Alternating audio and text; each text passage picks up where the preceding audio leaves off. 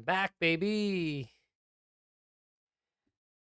Been away from the keyboard for the past 2 weeks. I am sorry. A lot of stuff going on. A lot of stuff going on. Um, Man, it does feel good to be back. Talking to everyone who is populating the room so far. I appreciate your patience with me if you've had it. Okay. Me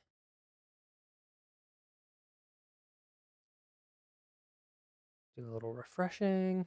There we go. Perfect. Excellent, excellent. Welcome back, everyone. Glad to be here. Let me start off by saying, while I was away, I did get some good reading done. I did. I've been reading. Uh, I'm sorry, I finished reading. Um, Remains of the Day. Remains of the Day, and I am halfway through Hamnet by Miss Maggie O'Farrell. I thought it would be important for me to read Hamnet, considering that it was made into a film, sure, but also it takes place in the same time period as the novel that I've been working on, By the Neck. And all you can do is like learn and grow from other people's work. Wow, she's such a talented writer. The way that you can move through conflict, uh,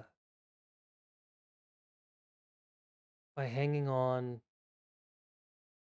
small details of a life simpler than we have come to know. Like we move so fast. Oh, you can't hear me, Wheelie Gal? Let me see.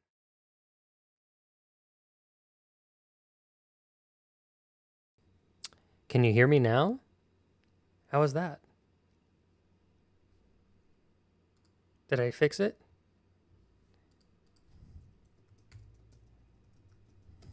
But hi, Willie Gal. Thanks for being my technical support here. Also, make sure that you don't have me muted. Try not to mess with these settings too much. And I'm showing that I'm picking up.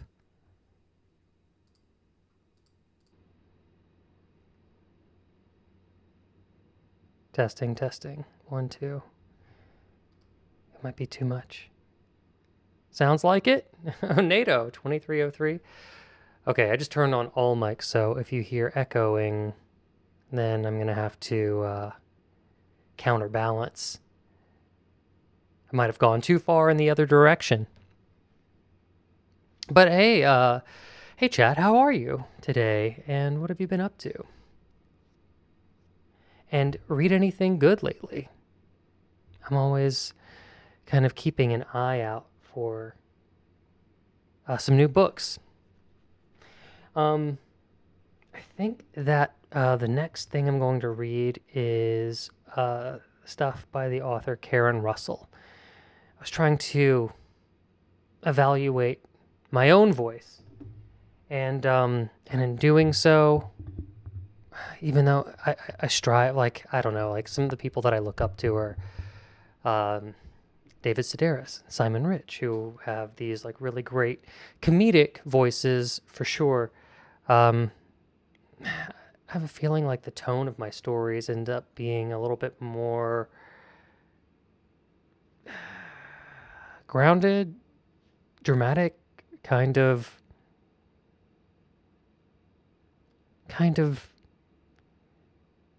oh, who wrote what was it, Seventh Day? I'm trying to think. Oh, I just read his short stories not too long ago. It's gonna drive me nuts.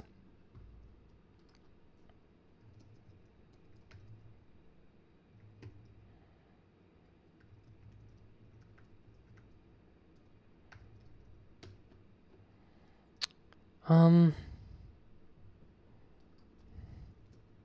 who wrote? I remember one of the short stories was Escape from Spiderhead. Let's see. George Saunders. George Saunders. I'm kind of veering into George Saunders territory. Now, that's a, I don't know, to compare yourself to like an amazing author is one thing. But to kind of take a step back and look at the aggregate of all of your stories and find out, oh, I'm not who I thought I was as an author. But it's also kind of like having a dream, right? It's really, really interesting to you. I don't know if it's interesting to anybody else to hear, like, oh, this is what I've discovered about myself, or here's all the information about my astrological sign. You could probably roll your eyes at it, but I gotta say, like, in the personal experience of writing a bunch, taking a step back and examining everything, it's just really cool. And something that I've learned about myself is that I have a tendency to gravitate towards stories about outsiders who end up finding some sort of connection. Yeah. And so I've been putting together a book of short stories, and they all have this common theme. And they're all kind of about outsiders who find who are finding their way to connect to something in their lives, and whether or not these endings end up being positive or negative or ambiguous, the stories have really been, I don't know, just, I don't know what else to call it other than interesting. And I should know, considering I'm a writer, but I didn't hop on here with an agenda. I just hopped on here because I haven't been here for a while and I wanted to talk to everybody, see how everybody's doing.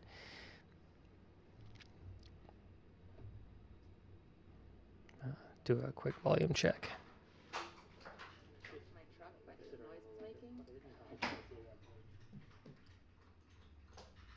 Okay. Yeah, so I do have volume. Fantastic.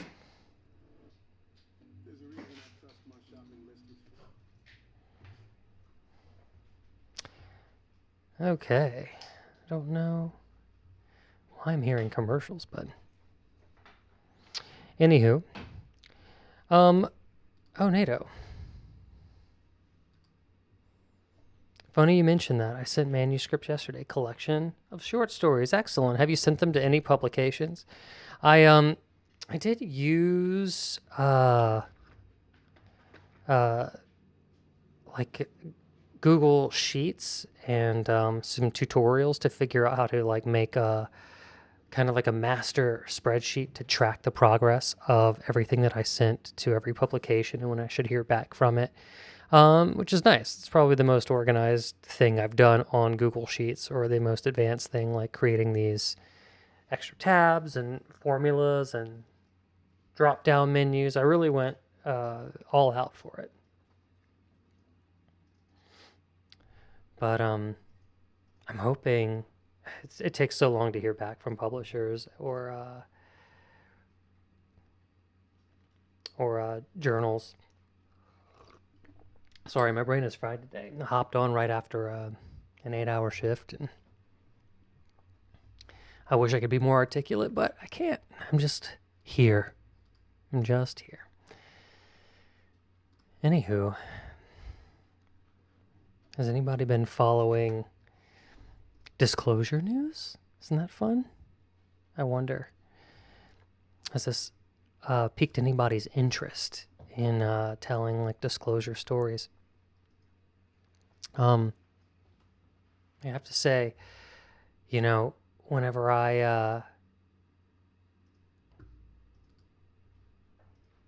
started seeing all these documents coming out and like all the whistleblowers going into court, I had this idea, and it's just a testament that we all draw from the same creative pool.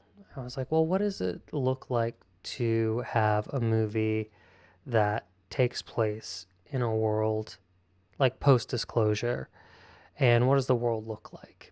And then you start doing some world building about how, like, maybe, oh, there are people who just divide into factions of belief, and how does that shape the economy and politics and the Department of Defense and blah, blah, blah, blah, blah, blah, blah, blah, blah. And you realize, oh, this concept is so big.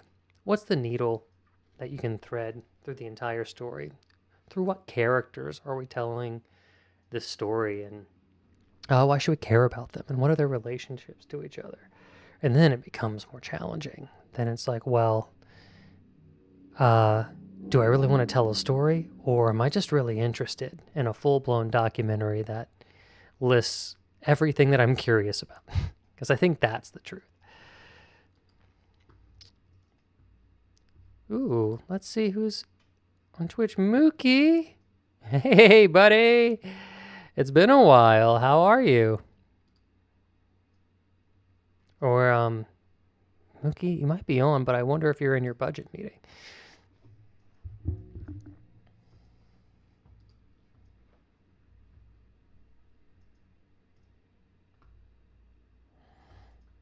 But I wonder if anybody would be interested in me kind of like reading a short story that I wrote. Doesn't have anything to do with disclosure. I was just talking about it because I find it fascinating. And I'm just kind of also wondering, like, what's the temperature out there? What do other people think about this? Am I the only one who's like, why isn't this a much bigger deal? And why are we not like talking about it at work and with our family and friends? And I know, Mookie, I know. And me Alpha, thank you for my dancing dinosaur. I appreciate you. But Mook, let me ask you this. We have somebody who works in an official capacity for news.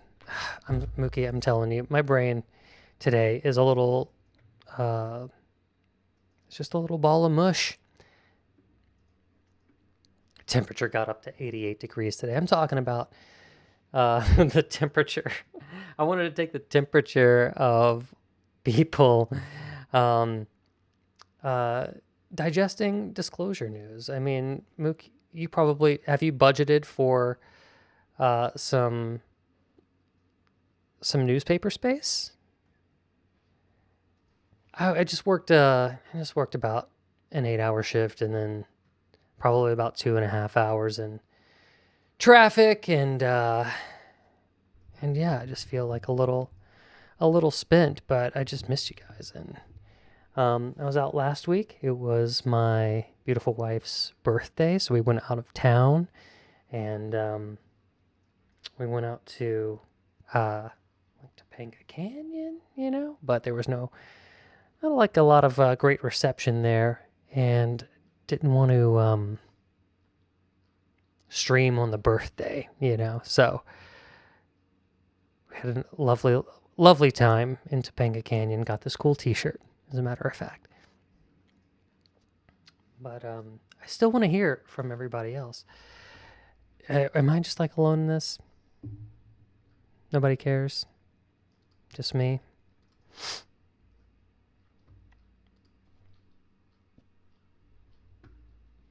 See, unresponsive. Unresponsive. Why? Why? It's so interesting. Do we feel like we will be admonished for expressing excitement? Your internet wife, Mookie, better back off. Although I will tell her. Hey, babe, Mookie MC says happy belated birthday. Oh, she says thank you. Don't you two get too close. I'll get jelly.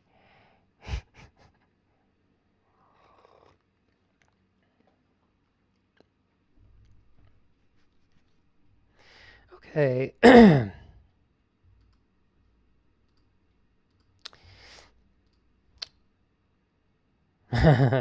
Mookie MC said, I knew she would say that. Yeah.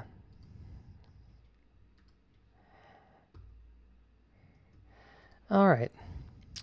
Well, with that being said,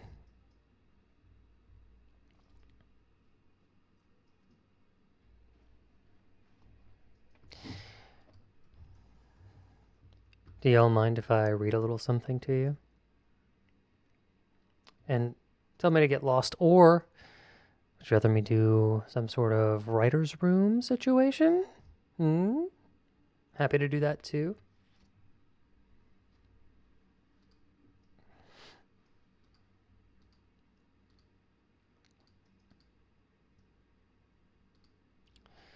Let me see. I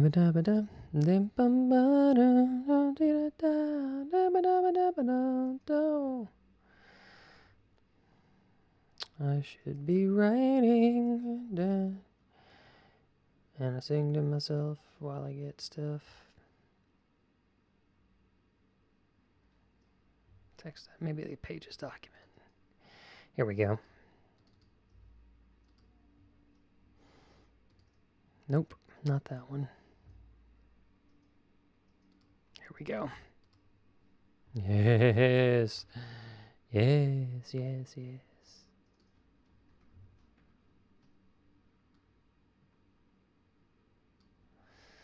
All right. And if this bores you to tears, then I need to know. This is kind of a stream of consciousness stream. Okay, kind of coming back from a long break where I was trying to kind of take my mind off of life, so I didn't come in with a game plan. I was also thinking maybe I just, it's Twitch, and if I really want to decompress, maybe I should stream playing a game. I know, like, I tout myself as a writer here, and maybe people show up for the writing. But if that's true, then I have a story for you. It's called God's Hiccup. Here we go. Everyone knows where they were when it happened, like some national tragedy, except nothing happened. That's what made it worse. The glitch hit 2:07 p.m. Eastern Standard. That's when the universe stuttered. Stopped, literally. Every atom, every molecule, every blade of grass, time, sound, gravity, all of it, halted in its place, including people, including me. Adeline Foster, hello, how are you? And Polka Daughters 17, how are you doing? Nice to see you back. How have things been? And Polka Daughters, didn't I followed you on Twitch, I believe. You have a different name. But weren't you live streaming not too long ago? Anyway, hello. Love seeing you. Let's see. Oh, right. Shall I continue? Let me get a little more light in here.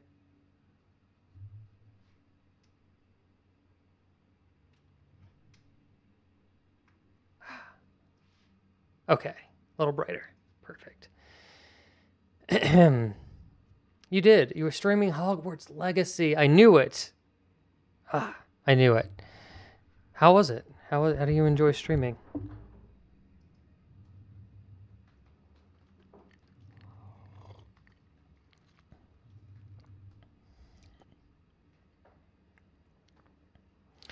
Let's see.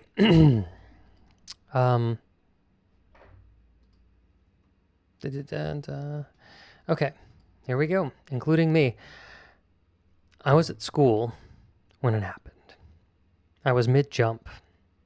I wish I could say I was clearing a hurdle, or mid-jump shot sinking a winning goal for the basketball team I could never make. Nope.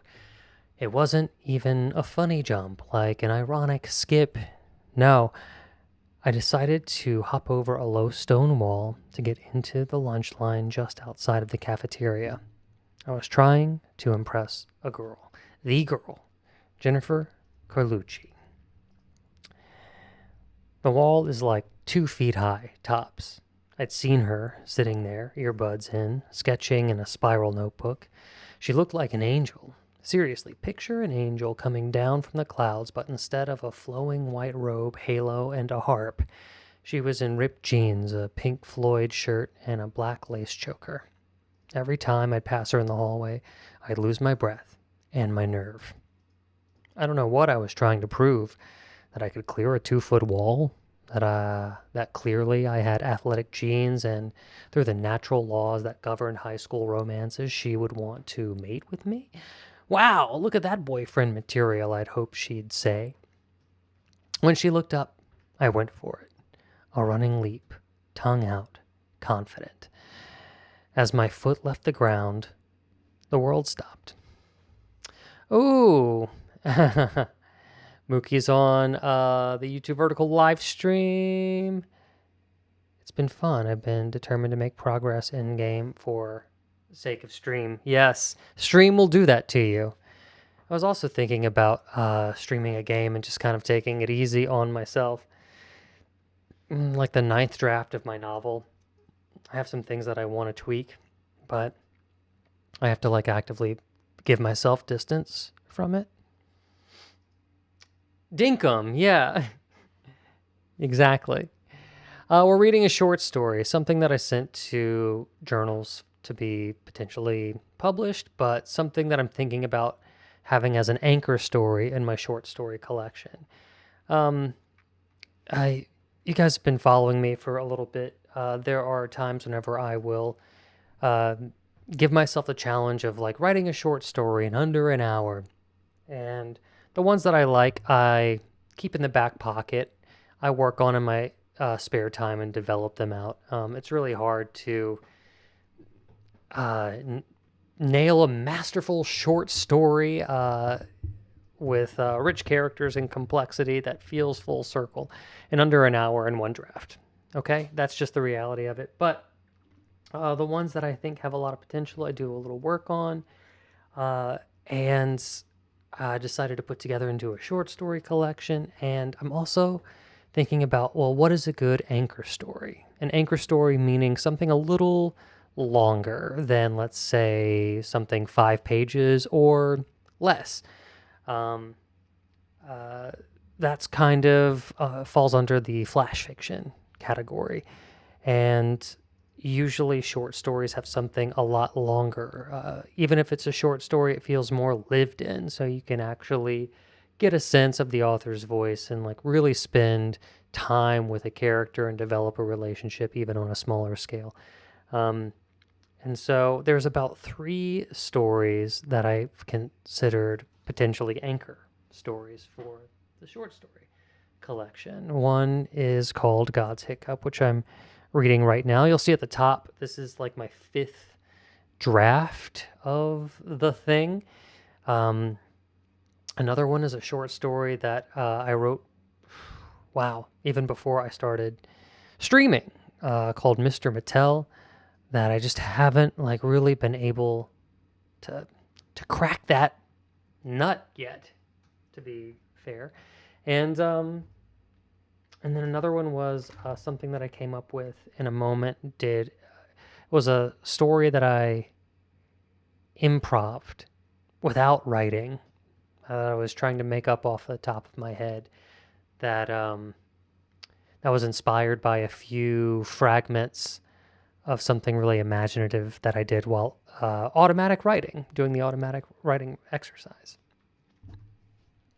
And I'm developing those to see which one I'm going to put in the short story book. But let me ask you this. Would you guys prefer me to play a video game on here? I mean, like, I feel like last time I did that, people were really excited for me for some reason. They were excited to see me like chill and hang out with the wife and kind of do nothing on my couch, which I gotta say, I'm happy doing that too, as much as I like writing. Polka dotters, oh well, that would be great. Thank you, I hope so. I want it to be so.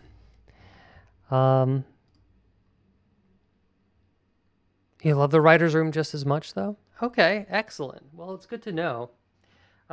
We could even pick up on where we left off, especially if it's the same people. The frustrating thing with the writer's rooms is that in real life, your writer's rooms are a work day. You have a 9 to 5. You could probably go later than a 9 to 5, and you work multiple days a week. So hours and hours and hours and hours and hours developing one project. But here, most people can't hang around for that long, and we like to get through the brainstorming of ideas, but we rarely get to the development of ideas. However, since we have people who have been in on the ground floor since the beginning, still in the chat, maybe we can revisit where we left off in that writer's room weeks ago, and start carving an outline. I think it's just as fun as opposed to spitballing an idea, to develop one and to hone your instincts. And by that, I mean paying attention to, I don't know what else to call it, like a bad feeling or a spidey sense, if you will. Everything that I've had doubts about in my novel, I've ended up realizing was a huge problem that I ended up needing to fix. Sometimes I would ignore it out of sake of, well, not this draft, I'm not going to tackle it. Well, it's still something I had to tackle later on down the road. And then sometimes I would ignore a feeling out of laziness. Well, maybe it's not as big of a problem as I think it is. Maybe I'm blowing it out of proportion. And I'll give it to somebody else to read. And if they say the same thing, then I'll consider it. And in 9 drafts into a 44 chapter novel, 300 something plus pages, I am still finding myself realizing that everything that I had grimaced at or raised an eyebrow to throughout the process, no matter how small, was something that indeed I needed to fix in order for, and I'm not going to say the perfect novel, but you put your name on something and you publish something, and when you allow everybody to read it and you've built a cover for the thing and you've written your foreword and your preface and your special thanks, you don't want to have any regrets looking back, and it's nearly impossible in art, and you have to draw a line somewhere. But I do feel like I'm close. I do feel like I'm reaching that 95% done, and eventually you have to put a pin in it, and I think I can be happy. I think I could be happy with 90 to 95% done. And this is advice that I get from a screenwriter who's way more talented than myself.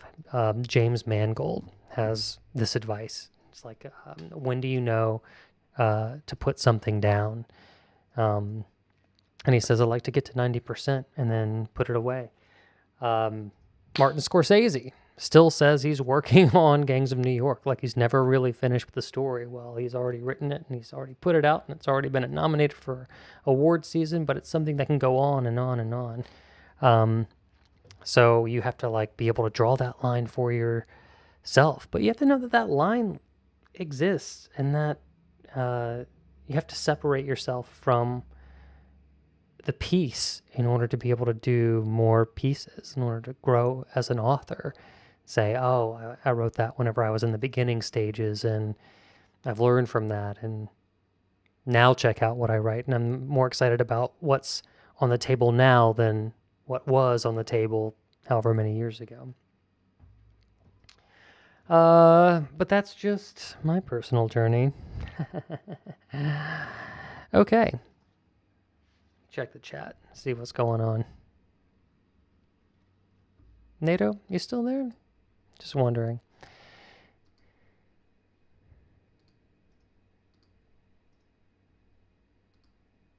All right. Mookie says, I vote for you to relax, unwind, enjoy a beverage, and play a game. But first, maybe just review any story started. What do you mean, just review any story started? Like, you want me to review the writer's room story that we started? Is that what you mean? Or something that I did?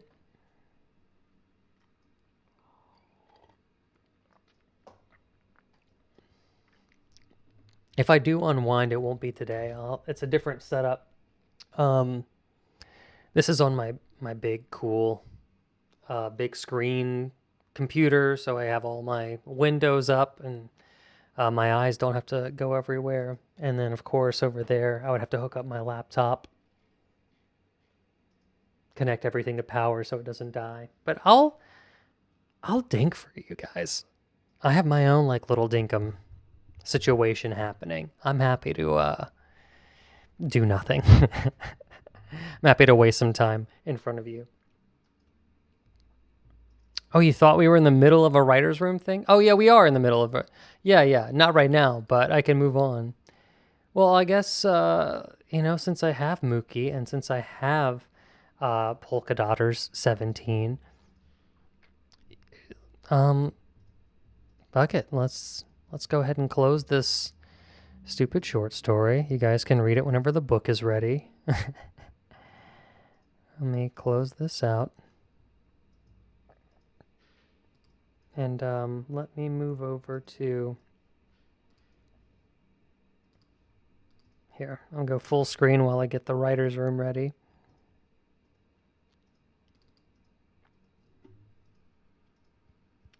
Digital writer's room. It's a digital writer's room.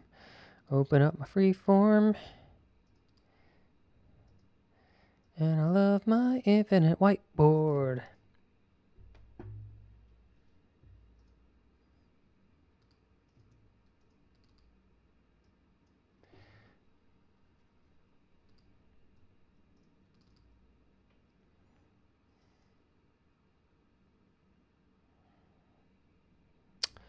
Okay, let's let's pour through this. Freeform. Okay, here we are. This is where we kind of left off. Let me dig around here. What is this? A feature or a short story? Who is speaking? This takes place from Claire's point of view. Oh, we already have a main character. Office workers, laborers, the underrepresented everyday people, or a marginalized community is who we're speaking for. Or we have a bunch of question marks there. So maybe we haven't nailed it down yet. I'll join on laptop in a few so I can see and respond faster. Okay, Polka Dotters, appreciate you. And then what genre? Comedy. What is the subgenre? Camp, creature feature, sci-fi. Okay, we have a camp that implies comedy. Creature feature, sci-fi. Feels like maybe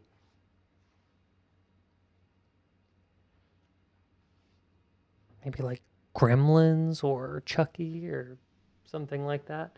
Whenever I think of like camp creature feature. Leprechaun. Who are our characters? Claire. We have a 20s, 30s, self-righteous vegan food truck owner. Oh, now I'm remembering, yeah. Who often, to her own detriment, gets on her soapbox or takes stands against the tiniest of moral infractions. Doesn't know how to drive. And then we have Sue, the sous chef. Claire's sous chef, dedicated goth, and Claire's best friend. Sue is vegetarian. She chain smokes. Sue drives the food truck. Not so good with the food. In order to stop these creatures, Claire is forced to eat meat to prove she is one of them, and has to eat meat and she cooks it. Okay. O is seen with Claire trying to drive the food truck. Okay. What do they want? We didn't answer this. Compare this movie to what other movies? Comps. Oh, Gremlins meets Us. Oh, a more contemporary comparison. Okay. Creepshow, Tales from the Crypt, Send Help, which I just recently watched over this little vacation, which is really fun. Sam Raimi did an amazing job. How many pages is the short story? Oh, let me see. The one that I just clicked off of?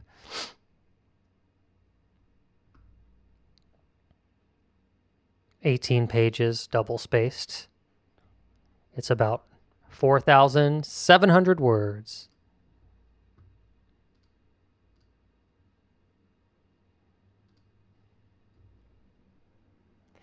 Okay, so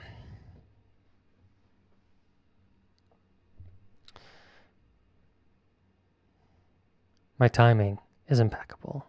What do you mean? What did I do?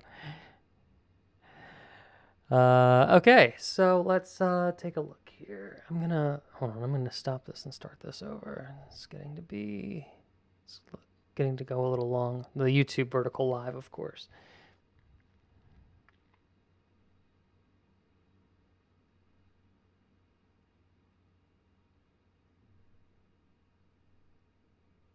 Sorry.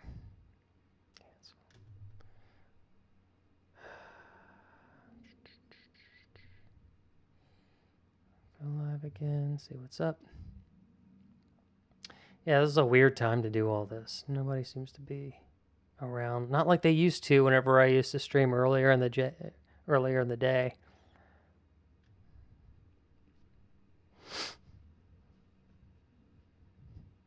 You asked that question well after you closed the story. Oh man, how bad is this delay? My God. Okay. It's going to refresh everything. Maybe that'll help. All right. Let's see here. So let's continue to catch ourselves up on the story. What do they want? Bodies, bodies, bodies. In the office. Send help. They will kill you. Five Nights at Freddy's. Ready or Not meets The Office. Volunteering for a drive-in horror movie festival that's off the books, only to discover that it is being run by flesh-hungry creatures who lure unsuspecting cinema fans to them, probably to their doom.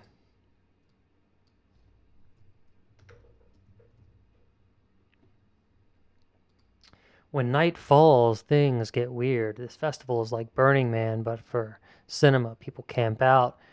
There are screens at different tents. On the night of the New Moon Horror Festival, the horror festival for singles. We have Claire, 34, geeks, 60s horror. Claire, 20s, needs a summer job. I think that was brainstorming. I think we've nailed this more specific version of Claire. Seems more interesting. A self-righteous vegan food truck owner who often to her own detriment gets on her soapbox and takes stands against the tiniest of moral infractions. That's a flawed character I can get behind. The attendance for the night goes down because many were eaten during night one, so the volunteer is blamed for not working hard enough. Claire has an unpopular horror-themed food truck hired, okay. Claire was convinced by her seedy friend Sam to work the festival. Sam has a dark side and lured her there for his own nefarious purposes. So we kind of have an antagonist. The end. We learn the creatures have a chop shop to get rid of the cars at the drive-in, okay? A vegan food truck owner in the midst of cannibalism career business. What does she want? We keep asking these, what do they want? What do they want? These are the most important questions. And I swear, every time you get stuck, oh, hey, Wheelie Gal. Oh, I'm so glad you could hear me now. Fantastic.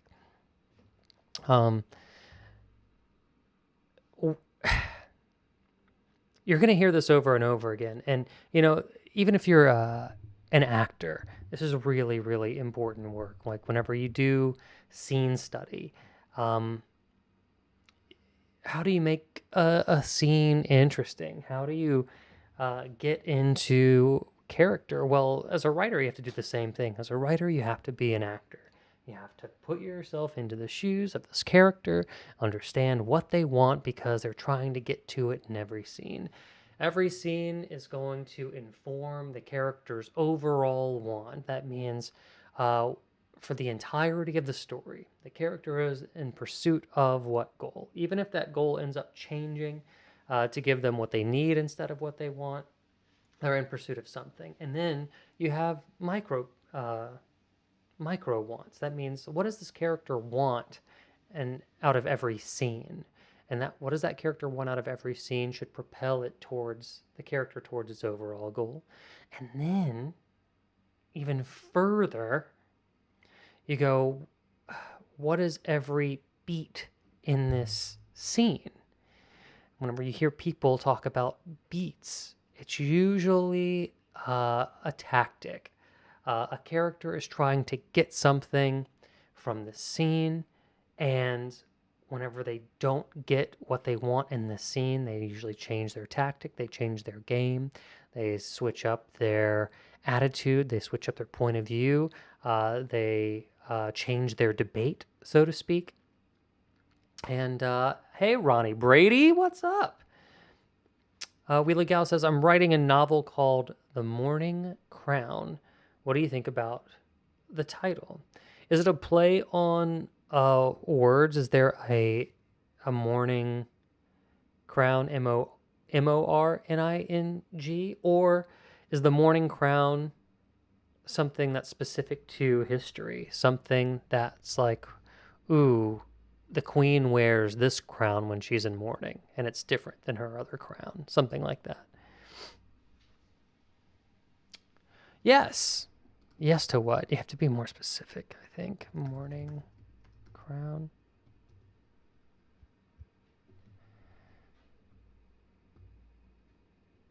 A morning crown is a capacity car and vehicle carrier ship. Or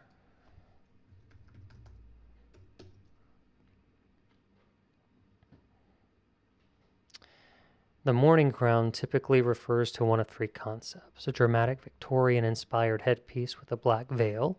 Oh, I see. Yeah.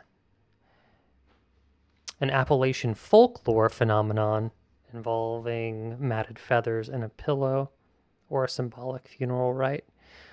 I think if it's a period piece and you're talking about like it's like a gothic Victorian historical fiction piece, I think it's a great title. A princess is responsible for the death of her father. That's fantastic. I like it. It's really interesting. It's a very catchy title. All right, let's get back to this digital writer's room after I ban this person who keeps trying to get me AI viewers on Streamboo. Goodbye. Adios. Projective Jaunt HD. See you later. Polka Dotter 17 says, I'm so excited that we're expanding on something that I am going through in real life, LOL, minus the creature feature. Well, Polka Dotters, I wonder if we can't like make this more beneficial to you by telling us where you're at in your process, or if you're just interested in seeing like how I would take next steps in this process. To inform what you might do next, because I want to start answering these questions, and they're kind of the hardest, but like I said, the most important. The reason that I went on that spiel about the overall goal, the scene goal, and then the beats is because literally anytime you get lost as a writer, you're going to go back to this touchstone. What does my character want? It's going to tell you uh, how they approach trying to get what they want, and make sure that we know what we're fighting for each scene. It's going to create an emotional momentum. You see it mostly simplified in sports movies. This team wants to win the championship. It's that simple sometimes. They want to win the championship. And now we know everything that gets in the way. It's themselves, it's the coach, it's the opposing team, it's the families of the teammates, everything that we can throw at this team to make sure that winning the championship is the hardest goal that they have to overcome. The hardest thing that they'll ever achieve. Makes us feel good at the end of the movie, like we've followed the protagonist through the hero's journey. We're doing this as well.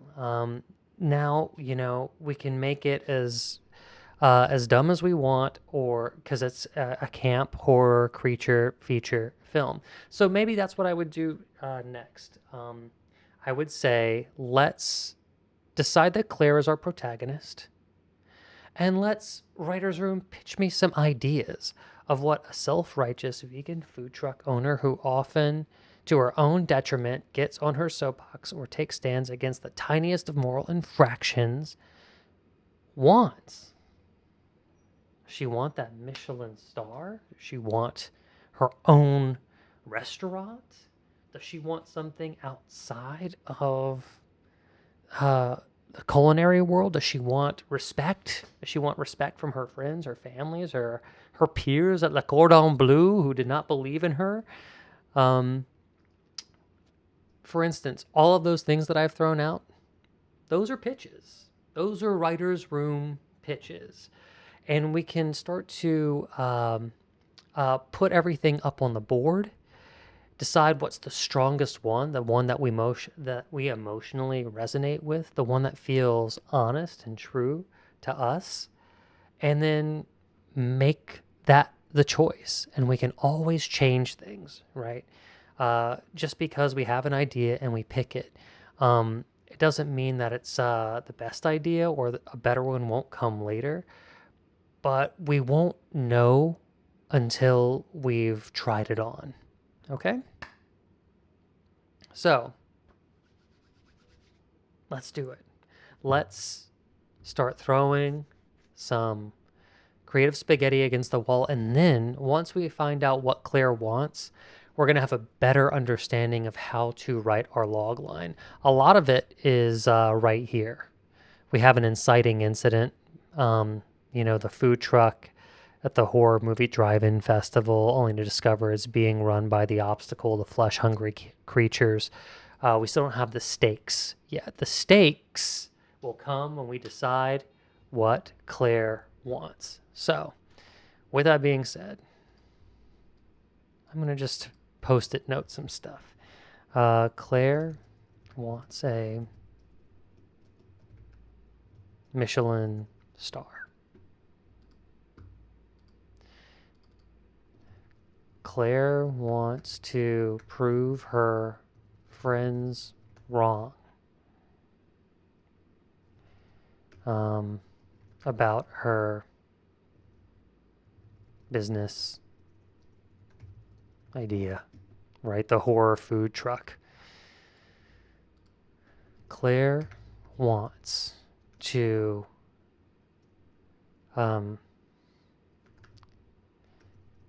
open her own brick and mortar restaurant.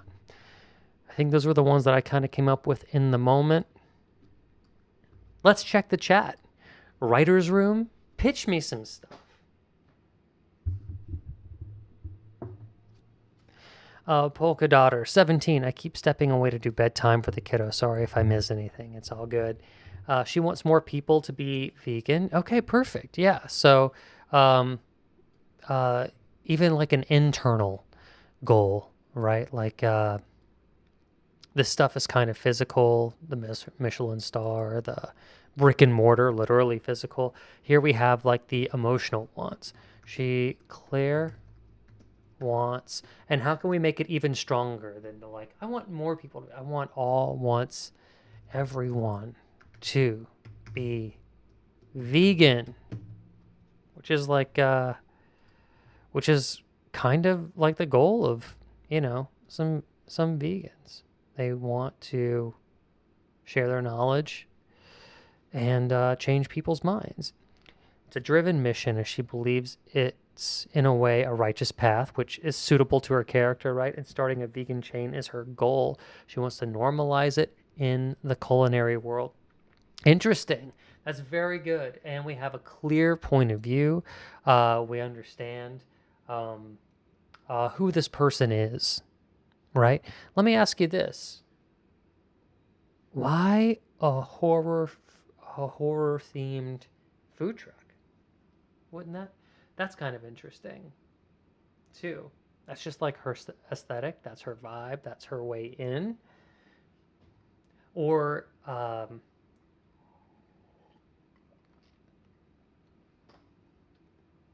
because a horror food themed truck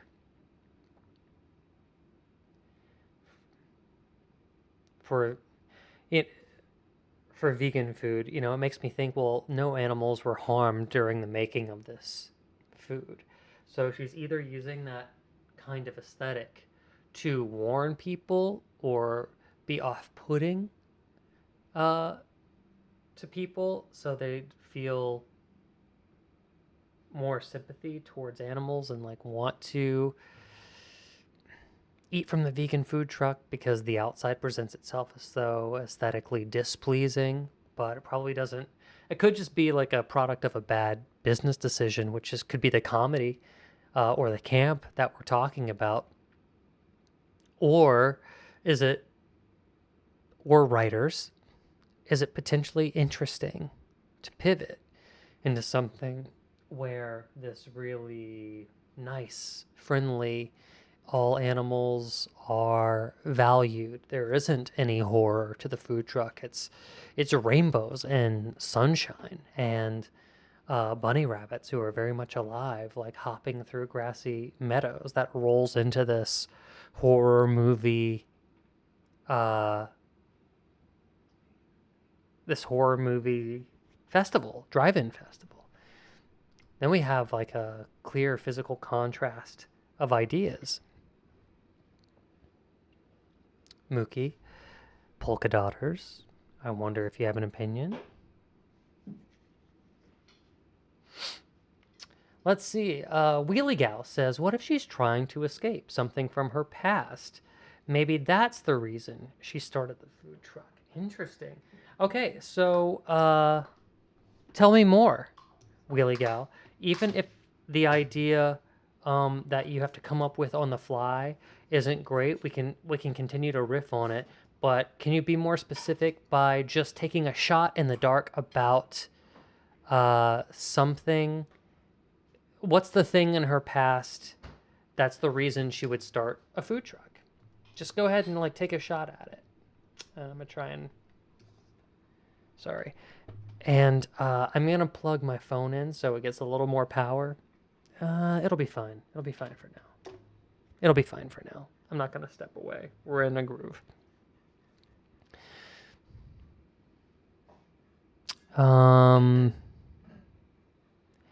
Either the rainbow and sunshine, or for the horror idea, she's got a binder full of what animals go through to be consumed. So what we're talking about is something very visceral, almost. This makes me think of the director who directed Saltburn.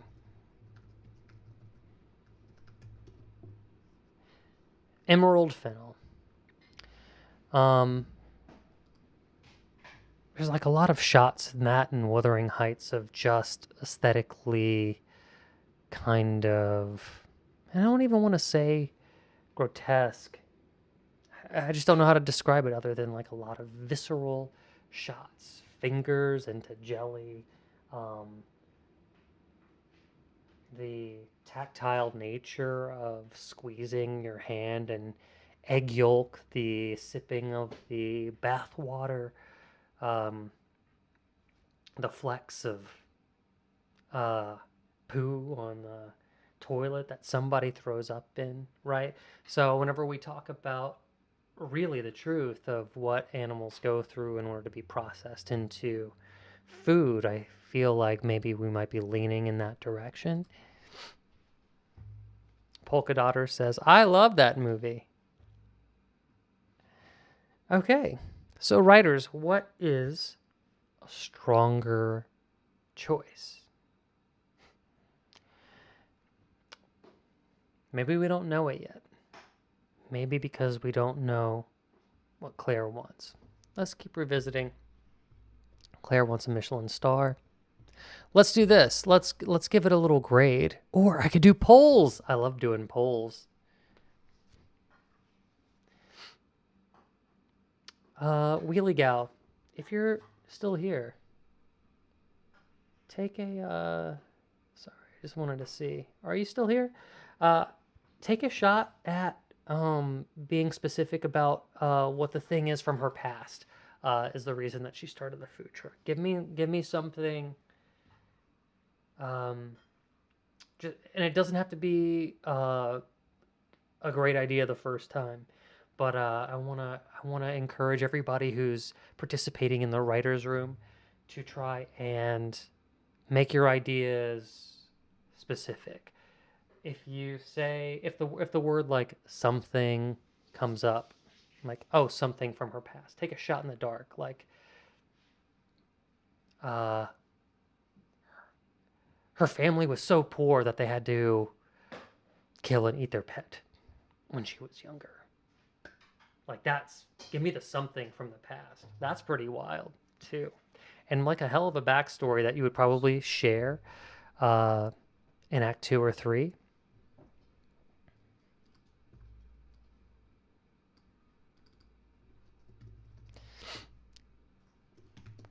Claire's family grew up so poor they had to kill and eat her pet to survive. That's pretty wild.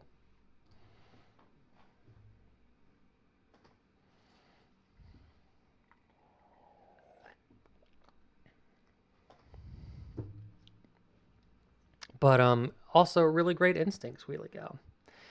Now we're developing backstory, right? Backstory, the thing that explains the motivation of our character. Okay, so you said yes, so she went vegan. So you agree with my pitch on asking you to be specific. Okay, excellent. And also, that's what we do in writers' rooms too, right? We can take an idea uh, that's a little, sometimes can be a little vague, and then we could recognize it as a good seed of an idea, and we can help sprout it by watering it with some specificity around the room. That's called yes-anding. You probably hear this whenever people talk about improv, and people like roll their eyes and laugh at it. But the fact of the matter, it's true. To be in a writer's room is to be in a state of play, to feel like you're in a safe space where you can contribute creatively. And even if you take somebody's idea and you build upon it, you're building upon it in a positive way, where we can all kind of participate and grow the story together.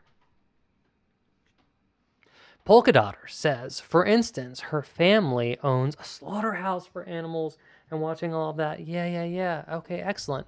And it's a little bit more realistic in 2026 than whatever I just pitched, which was Claire's family grew up. No, Claire's family owned a slaughterhouse slash butcher shop. Cool backstory that made her go vegan.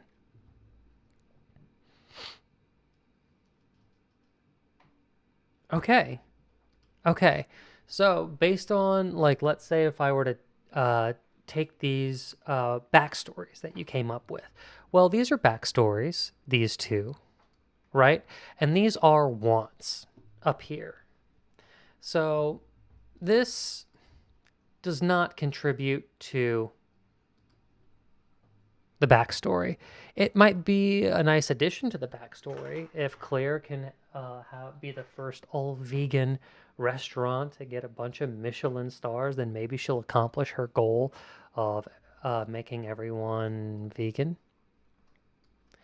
Claire wants to prove her friends wrong about her business idea. This feeds into Claire wants everyone to be vegan. Claire wants to open her own brick and mortar restaurant. Kind of seems like almost like a financial goal. It's tangential. Now remember, I came up with that one. I don't like it anymore. We have to be able to be comfortable with throwing our own ideas away. I think this was kind of like low hanging fruit almost. Now I'm thinking based on like our brainstorm, and even though we were trying to come up with want, we came up with backstory, which informed our want. We thought past the want, and it told us what it is. It clarified that Claire's want is for everyone to be vegan. Are you getting mine? What if she is trying to escape something from her past? I think that is the past is like Wheelie Gal, I think, which is unless I'm missing it. Are you writing it on YouTube maybe? No, I'm on Twitch. I'm caught up on Twitch. Polka Dotter says the slaughterhouse. It's only Polka Dotters on YouTube right now. I'm clarified. Oh my god. All right. I'm putting that down just for something. Might make a good line down the line. Whoops. Clarified.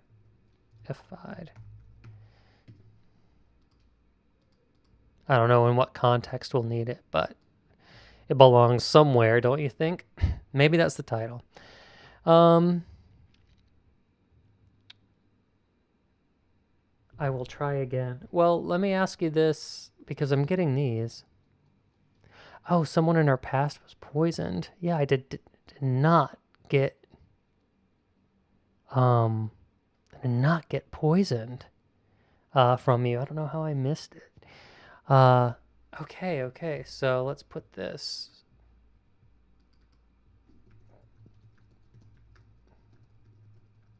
Was poisoned. Whoops.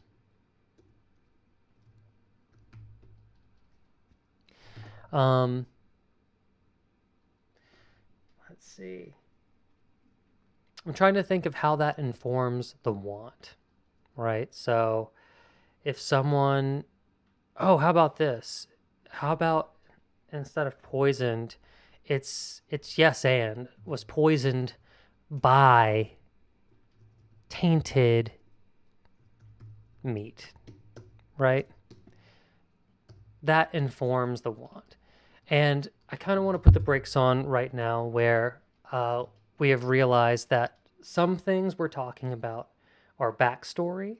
Did this happen in Claire's past? We're talking about backstory. But remember, I'm playing the role of line producer, showrunner, and I'm asking you as a writer, what does Claire want? And the most simplified version that explains all of these potential backstories that you gave me is Claire wants everyone to be vegan. That is our big driving force. This is the hill that she will die on. She has a life's mission. It's going to inform every single scene that she's in for the rest of this feature or short food. Someone in her past was poisoned. That is why she went vegan. You say regular food. But see what I mean? Like regular food is unspecific. You got to get more specific in order to have a clearer understanding of what motivates your character. Because if someone in Claire's past was poisoned by regular food, does that make Claire anti regular food? What is regular food to a person? I think the more specific that you can get, the more life starts to come out of your character.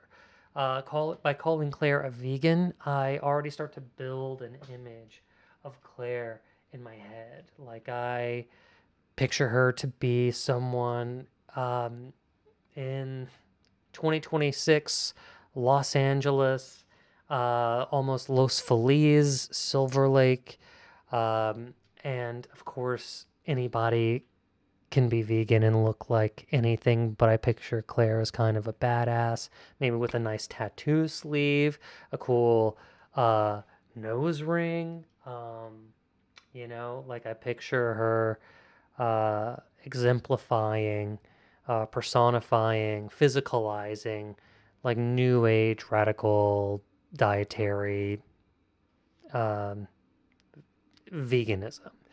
Um, Let's see. Polka Dotter 17 says, my dad once told me a true story. He visited a friend's house and ate dinner with them.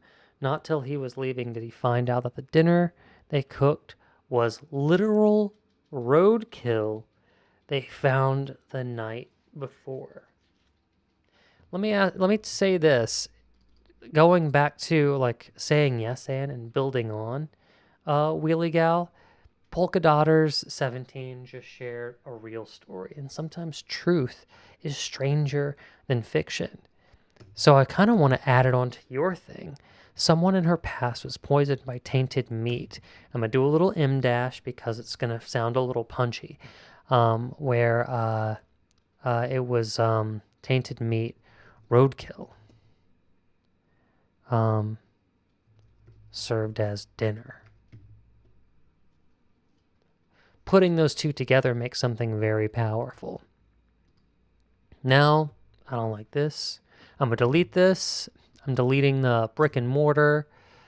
Proverfin's wrong is weak. Once a Michelin star is strong, but it's just no longer serving the story.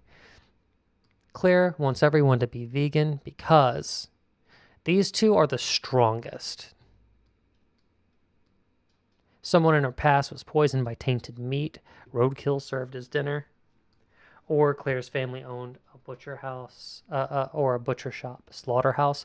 The reason that I like this, the butcher shop slaughterhouse, is because we kind of came up with something in Act 3 where we said, if Claire's a dedicated vegan and she wants everybody to be vegan, then putting a man with no hands in a room full of doorknobs, what's her biggest obstacle that she'll have to overcome? Well, if Claire is a dedicated vegan and she has to, in order to save her own life, cook and eat meat, it would be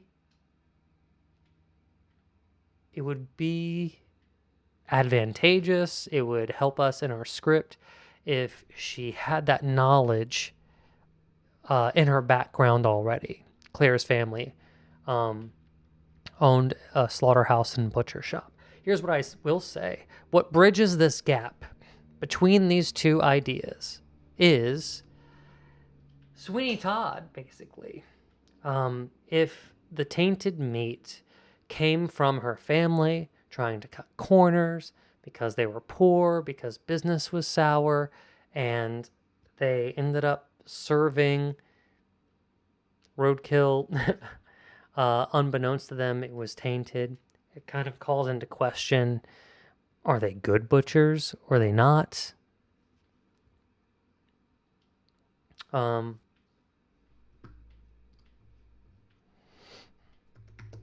could a butcher not know if meat was tainted?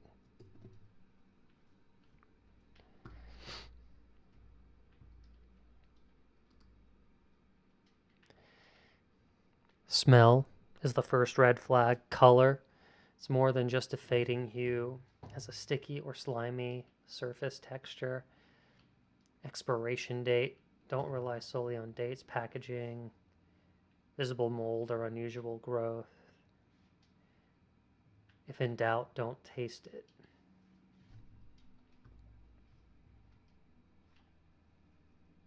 Bacterial contamination and specific taints are often invisible to the naked eye. So what happens if let's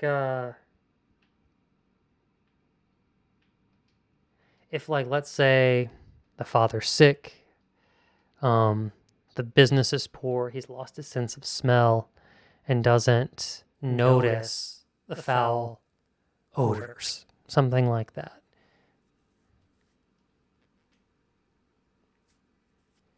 I don't know. Here's what I will say. It's a backstory. We can clarify that whenever it comes time.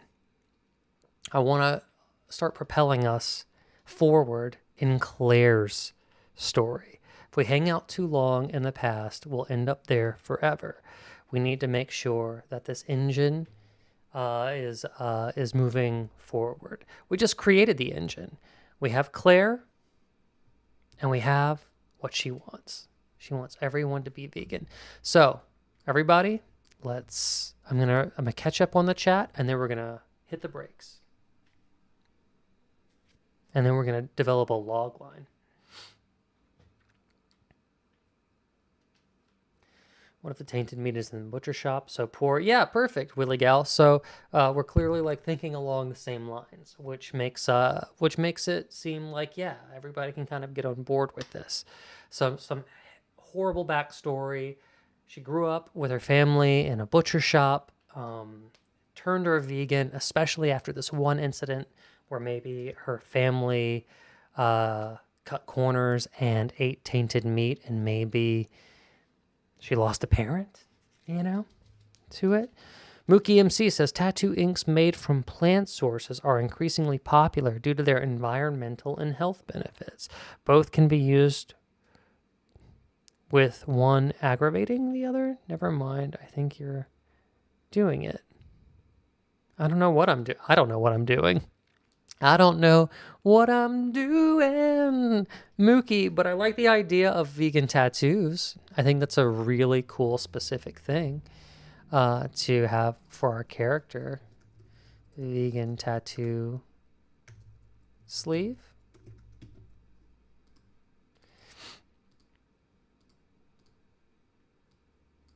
I'm just going to put this over here. We'll have to build out a character paragraph for Claire. Oh, gotcha. Okay, so let me check on the YouTube. Okay.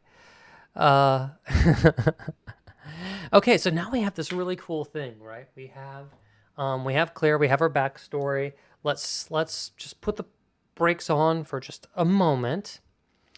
Because our goal was to figure out, based on what Claire wants, how does this inform the overall story that we're going to tell? So what I'd like to do right now is take a moment to write the log line.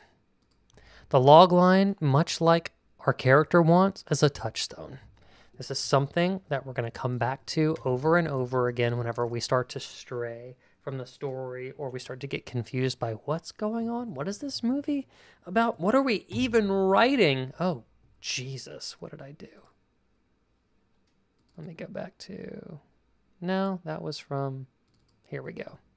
Sorry about that. Technical difficulty. Oh, Jesus. Oh, Jesus. Sweet baby Jesus. Okay. Let's bold it. Log line. So we have, and there's a couple different ways that you could write a log line, but we are always going to have the same elements, right, of a log line. One is the flawed protagonist. We're going to have the inciting incident. Going to have the obstacle to overcome. It's an obstacle. It's kind of redundant. We're going to have the stakes. What happens if they don't get it? Right? So you'll see this in a bunch of stuff. Trying to think, what is it? I'm trying to think. Jesus, Indiana Jones. I don't know. Uh, um, a a risk taking, overconfident, maybe archaeologist must recover the Covenant after Nazis steal it before they use it to destroy the world. The flawed protagonist is, the Cavalier Indiana Jones. The Nazis have stolen the Ark of the Covenant. He has to basically beat the Nazi regime in order to steal it back before they can use it to win World War II, right? Are the stakes. So with that, we have to do this with our own movie, right? Let's do a bad version. We can always rewrite it. But using this, I can write log lines all day. It's my forte. I do it all the effing time. But you guys are here because you like the writer's room. So does a writer out there want to take a stab at creating the log line? I got to tell you, all of it is on our board.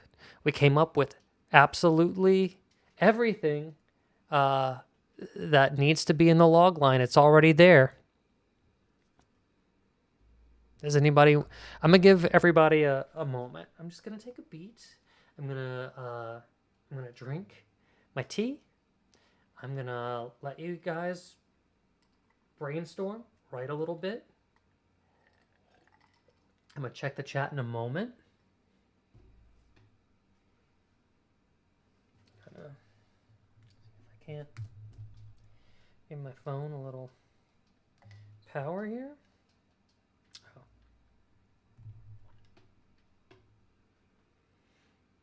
Not with this cord.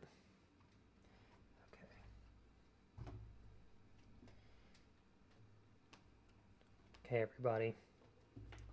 Write your little butts off. I'm just going to go snag a power cord from the other room. Whenever I come back, I want to see something. And you can watch my wife, Dink, as well. Don't get too distracted. But whenever I get back, I want to see some attempts at log lines.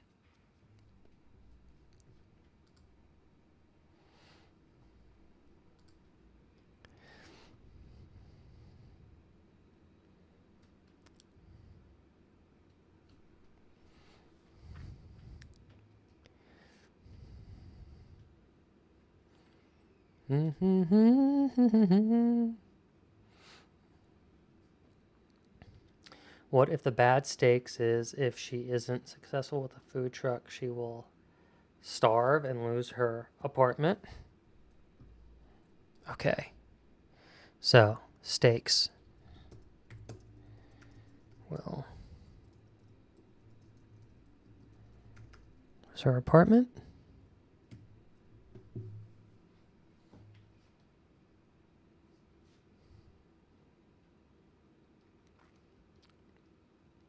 I kind of thought that maybe the higher stakes were she might be eaten alive by the creatures before she becomes food herself. Or probably be something like before she becomes the dinner. Something like that. Losing your apartment it's good. I just think that the stakes are higher in a horror movie. It's usually like life or death. And also, this is a cool moment to stop and talk about, and please, I say stop, keep working on the log line. But this is a good moment to talk, about the money motivation. Usually, I find, and a lot of writers find, that money is a poor motivation. Sometimes it happens, thieves, they want to do a heist film and they want to get the millions of dollars, blah, blah, blah.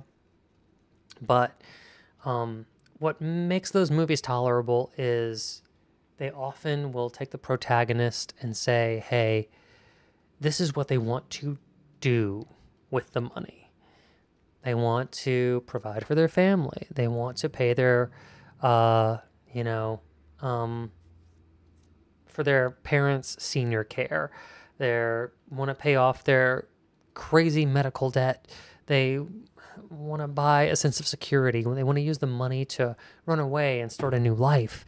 Often people think about before she becomes the meal.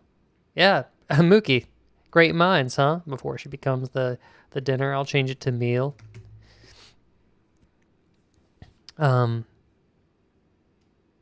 So with that, I usually like to skip the money part and get to the start a new life, take care of their parents. The money is kind of the inherent thing, but it's not always the solution. And I know it feels that way, especially if you live in 2026 or even in America or North America in a capitalist society. It's really easy to say, well, money is everything, but I don't like people who just want money. To me, those people, read as antagonists.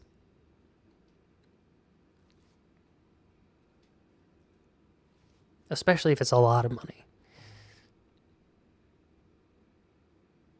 More like a hero is almost framed as the person who wants enough money to do something, right? Willie Gal says, I came in late, so I don't know the genre. That's okay. We have it up, or maybe it's not visible on the screen, but the genre is comedy, and the subgenre is camp, creature feature, sci-fi. So camp means kind of horror, tongue-in-cheek satire. We can be bold and slapsticky with our comedy and our writing. Creature feature tells us that there's going to be an alien, a gremlin, a leprechaun, a genie, a what have you. Something non-human that, in this case, is leaning towards our antagonist. And sci-fi, just because it encapsulates creature feature and camp. It's not quite grounded reality. Mookie MC says, how is the protagonist being represented, and is the antagonist an idea or an idea being represented by a person? Mookie, I'm going to tell you right now, you're getting a little too heady for just the log line. How is the protagonist being represented? That's what we're saying. That's why you're probably having trouble with the log line. The presentation is how they're flawed, right? I think that's what you mean. How are they being represented? Well, we have it here. She is being represented as someone who, often to her own detriment, probably like annoys the people around her, gets on her soapbox and takes stands against the tiniest of moral infraction. So she has no give. She has her oh, I'm sorry, Bloopy. Were you typing away on YouTube? Oh my goodness. Thank you for jumping to Twitch and reminding me. I got a bunch of windows up. Okay, perfect. They are poor butchers. Oh my God, bring the other idea back. Most of their pets actually did end up being butchered. That's pretty traumatic. Yeah, it is. Okay, we have one. Here we go. Claire is...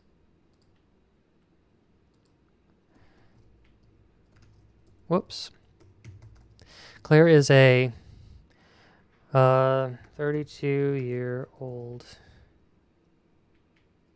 vegan who has experienced traumatic events that have turned her away from meat and dairy for good. That is the story of a vegan. So a log line is what I'm trying to say is it's for the movie. So yes, that is a good summation of Claire as a character, but we have that, right?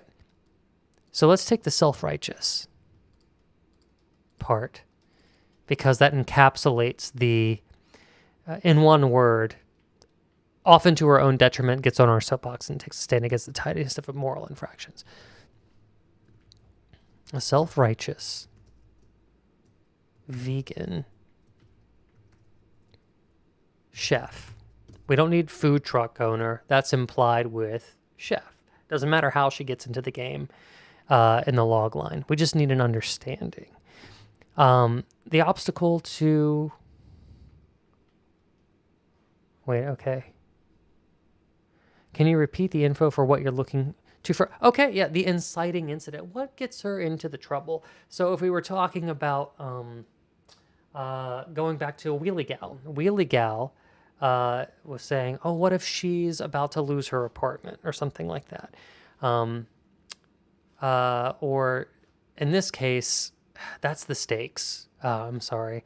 But the inciting incident gets an opportunity. What makes her come to this drive-in horror movie trap set by these creatures? A self-righteous vegan chef is invited to cater the biggest event of her career. Whoa, that sounds awesome. This chef is finally getting an opportunity to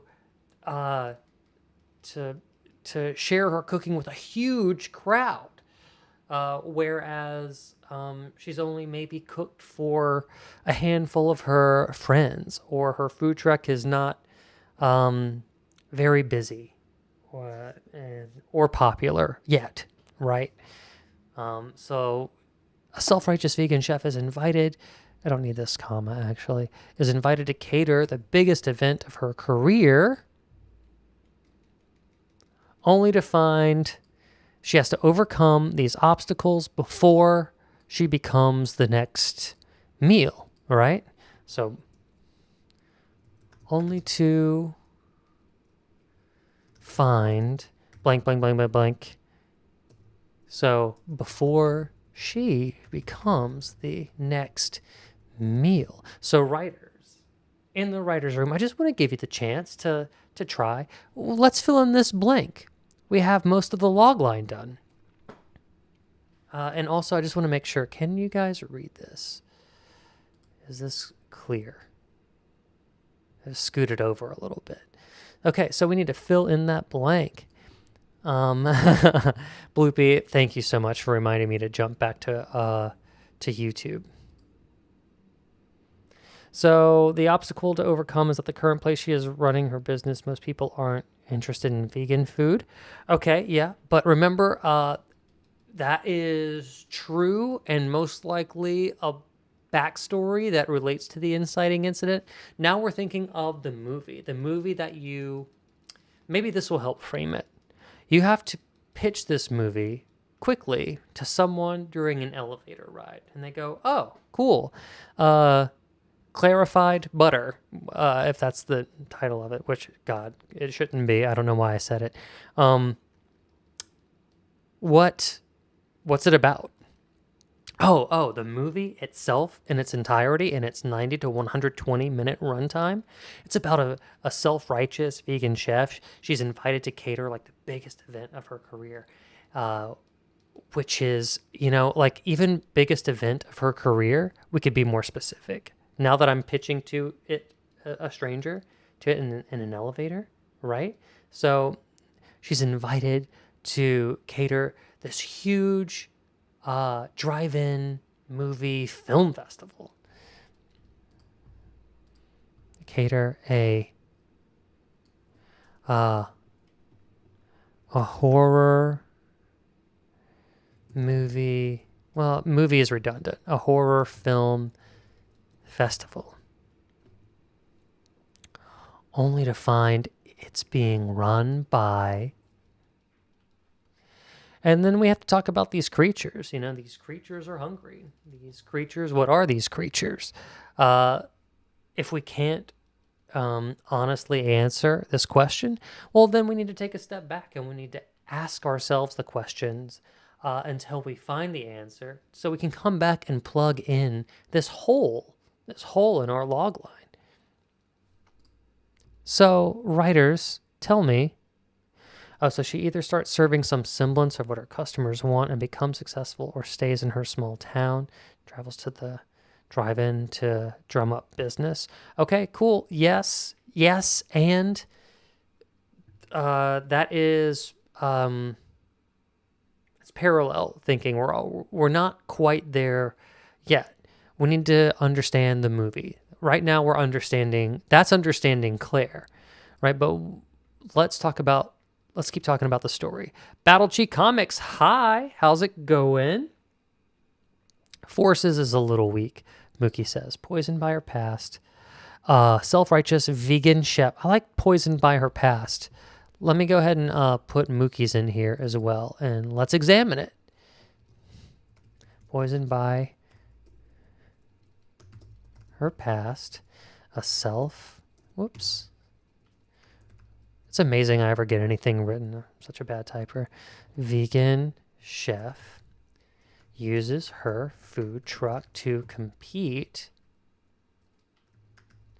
against others at a catered event, only to find there are forces that want her to become the next meal. Excellent. So we have what Mookie has done, and I think this is a great thing, is actually introduced multiple obstacles. She thinks she's facing off against other chefs and food truck owners, but in reality, her biggest enemy is actually these creatures. So, it's going all right. How are you? I'm doing good. I'm here. We're writing. We're hanging out. Have you Battle Chi Comics? I don't think I've ever seen you before. Yeah, this is right. This is your first time in the chat. Tell me, are you a writer as well? And if so, what do you write? Or are you just hanging out on the stream? I like to just get to know everybody and what your goals are. Happy to have you here. Be sure to like and subscribe if you want to. Also, I noticed you're on Twitch if you ever want to watch ad-free. I'm also streaming on YouTube as well. I'll go ahead and pin my link in just in case the ads become unbearable for you. Put this in the chat, pin it to the top. Just in case. Totally up to you. Happy to have you on Twitch, though. Mookie, really, really great run. Like you said, forces could be made more specific, sure, but I am still interested in who the antagonist is. So when we talk about putting a man with no hands in a room full of doorknobs, we came up with this vegan chef, in order to survive, has to essentially cook and eat meat, putting her in the worst position possible. Well, let's talk about the worst kind of enemy this vegan could face, like the antithesis of who she is. So we can talk about how they're either peas in a pod, like how the Joker and Batman are two people who essentially put on a veneer and are renegades in their own way, vigilantes in their own way, but their form of justice. Uh, they abide by slightly different rules.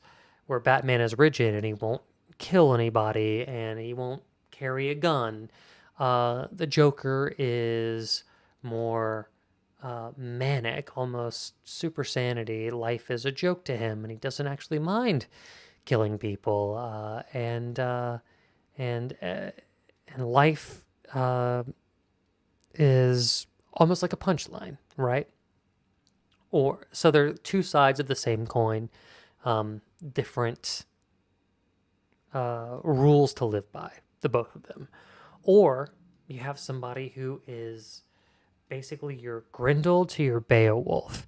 Is there an unstoppable killing machine that has no mind and just eats his way and terrorizes his way through the story until it faces off against our hero, the Superman versus the Doomsday.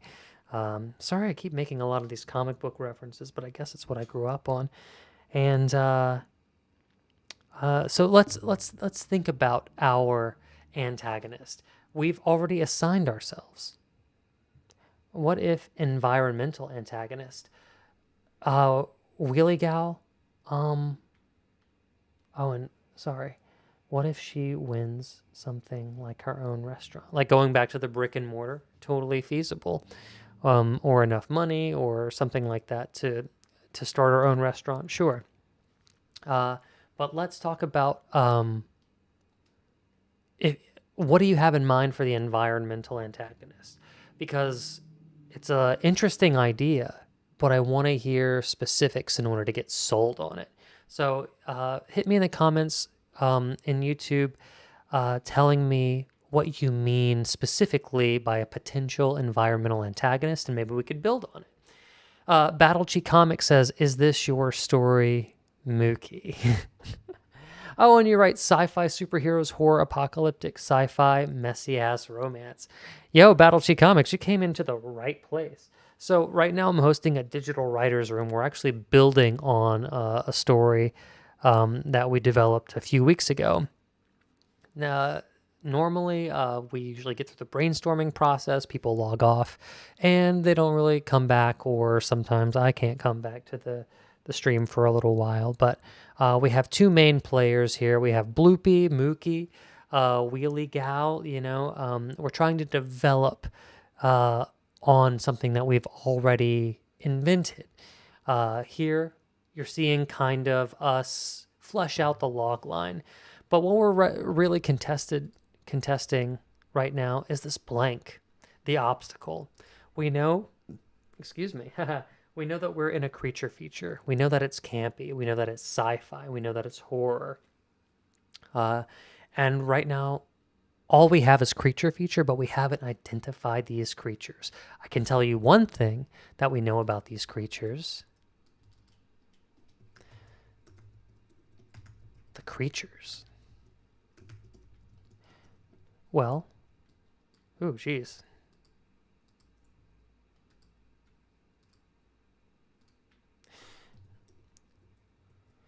We know a few things about them. One, they're carnivorous. Jesus. They're carnivorous. They consume humans.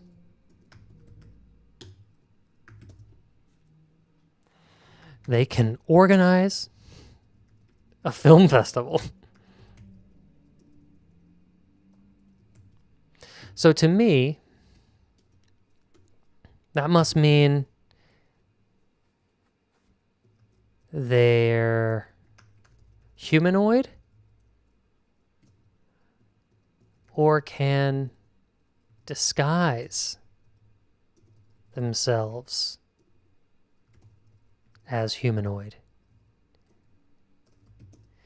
Meaning they could be pod people, they could be shapeshifters. So, here, so by knowing this, sorry, I'm going to put this here. By knowing this, we can understand our options, right? Jeez.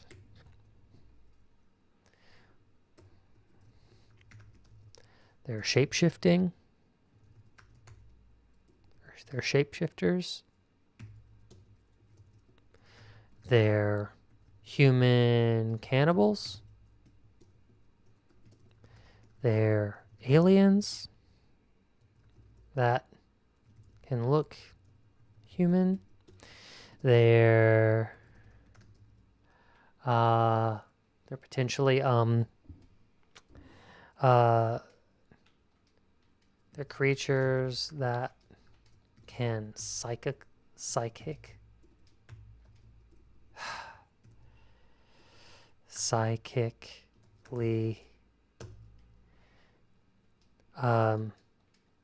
make humans think they are humans. So we have like 4 options here.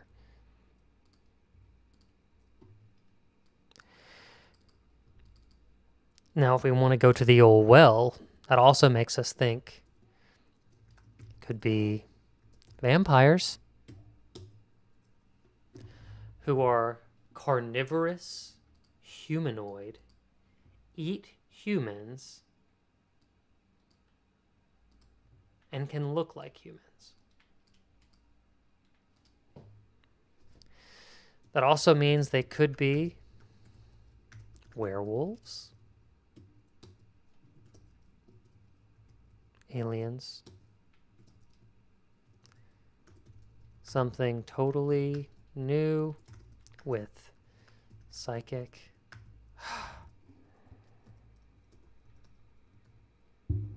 Jesus. Why can't I spell psychic? Psychic. Powers. Jesus. Okay. Let's see. Bloopy said, the original idea sprouted from a job interview I had at a drive-in. They ended the call by offering to let me volunteer at a festival, and they were having to make it sound sketchy, so we ran with it. Oh, you're catching Battlechie Comics up. Oh, and you said, who's the protagonist? Well, we developed this here. I'll zoom in for you real quick, Battlechie Comics, because I know you want to join in. We have Claire, a self-righteous vegan food truck owner who often to her own detriment gets on her soapbox or takes stands against the tiniest of moral infractions. Doesn't know how to drive. Just a fun little thing there. Sue, Claire's sous chef, dedicated goth and Claire's best friend. Sue is vegetarian. She chain smokes. Sue drives the food truck. Not so good with the food. We kind of clarified Claire's want, right? We have to have the engine that drives our protagonist through all of the scenes. Claire wants everyone to be vegan, is the big overall goal that we all could get behind. We ended up having a little backstory that informed this, that Claire's family owned a slaughterhouse or a butcher shop, and someone in her past, maybe her family, was poisoned by tainted meat, potentially roadkill served as dinner. I'm going to zoom out of this so we can kind of go back to the creatures. I'm sorry. One last backtrack. Battlechie Comics, if you're still here. We are trying to write the log line, the quick little 30-second, 10-second, whatever, elevator pitch to someone in the elevator. Back to Wheelie Gal. Wheelie Gal says, what if the environmental antagonist is like a fungi spreading on vegetables? Interesting.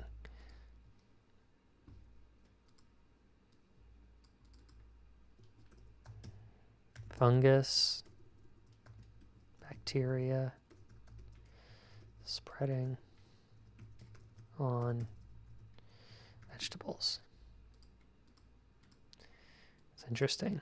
While I don't know that that is an antagonist in itself, what it does make me think of, Wheelie Gal, is what if these shapeshifters are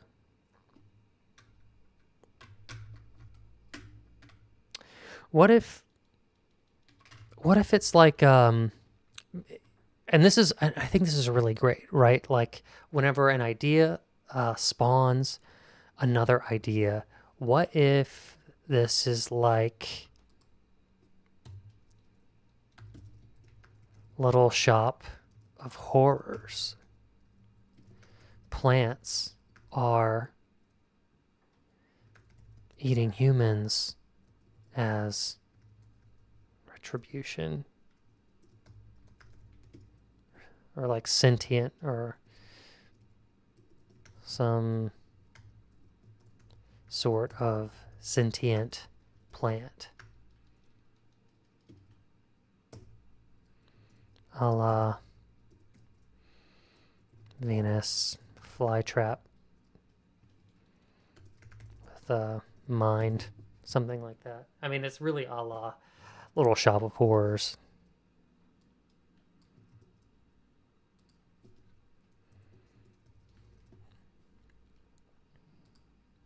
Interesting fifth option, right? That's kind of interesting. And then, I mean, if you think about like what Claire's going through, she supports eating plants so much that they're literally seeking their vengeance on her. She's basically the basically her moral stance has been proved wrong by plants saying, "Enough is enough, Claire." It would be like if pigs developed a consciousness and said, "Stop making us, turning us into bacon and having us with your breakfast." Like, plants have life too. That's kind of an interesting way. I'm not mad at that. That's an interesting, really interesting take.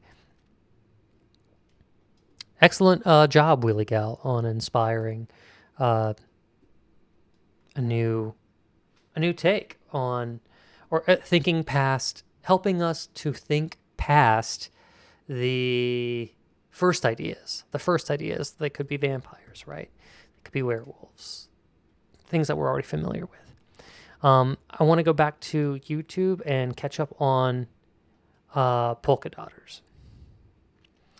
Polka Dotter says her flaws are that she is so vegan that she trash talks other businesses to her clients.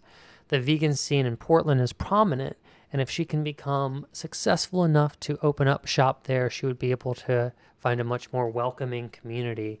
She lives in a small town, maybe. Okay, so I like it. So Claire is stuck in a small town, maybe like a cattle town, like almost like someone who is raised in Texas or Omaha, like famous for their Omaha steaks. Nobody likes her vegan food truck. She is going to get paid enough at this event to take her business to Portland where she could serve like-minded people. Although, can I just say that Claire wants everyone to be vegan. What do we mean by that? Does she... Because we could take it to mean that she wants everyone around her to be vegan, and that would make life for Claire much simpler. But I think she wants to convert people who are carnivorous to vegans.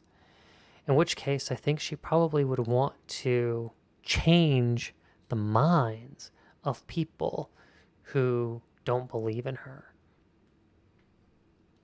I think it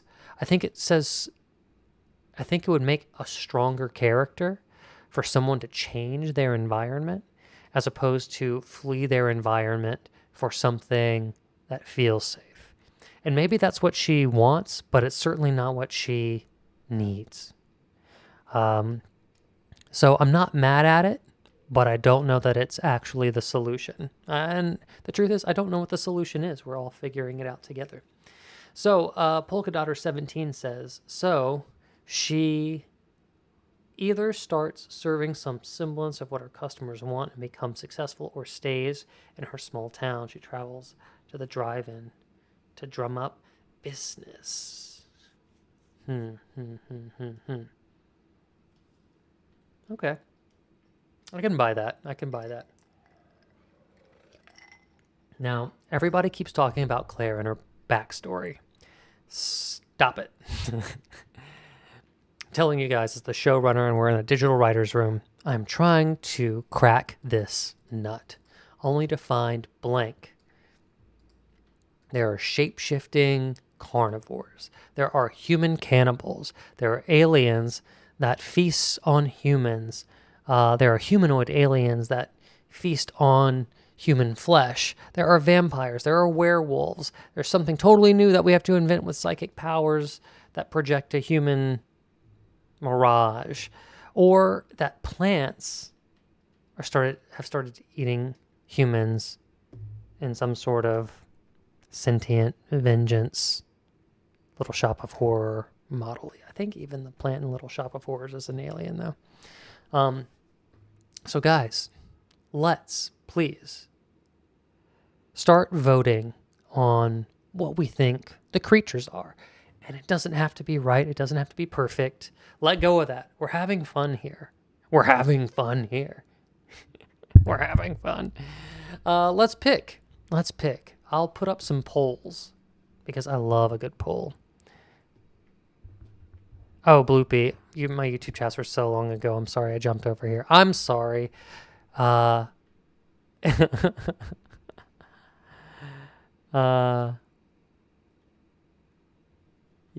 sorry. I'm bouncing all over the chat.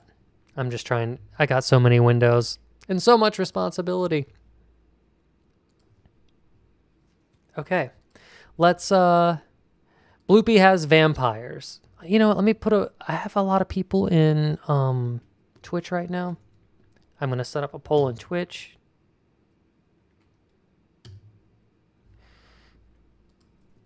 What are the creatures? Let's vote. Vampires. Aliens. Cannibals. Werewolves.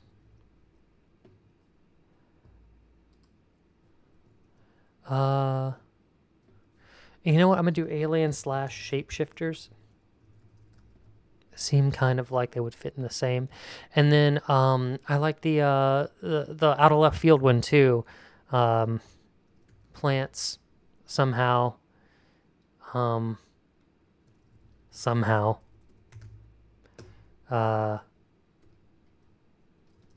Carnivorous. Plants somehow carnivores. That'll take some finessing. Gotta be honest. I hope we don't actually have to do this one. All right, here we go. Start the poll. Y'all vote. Vote.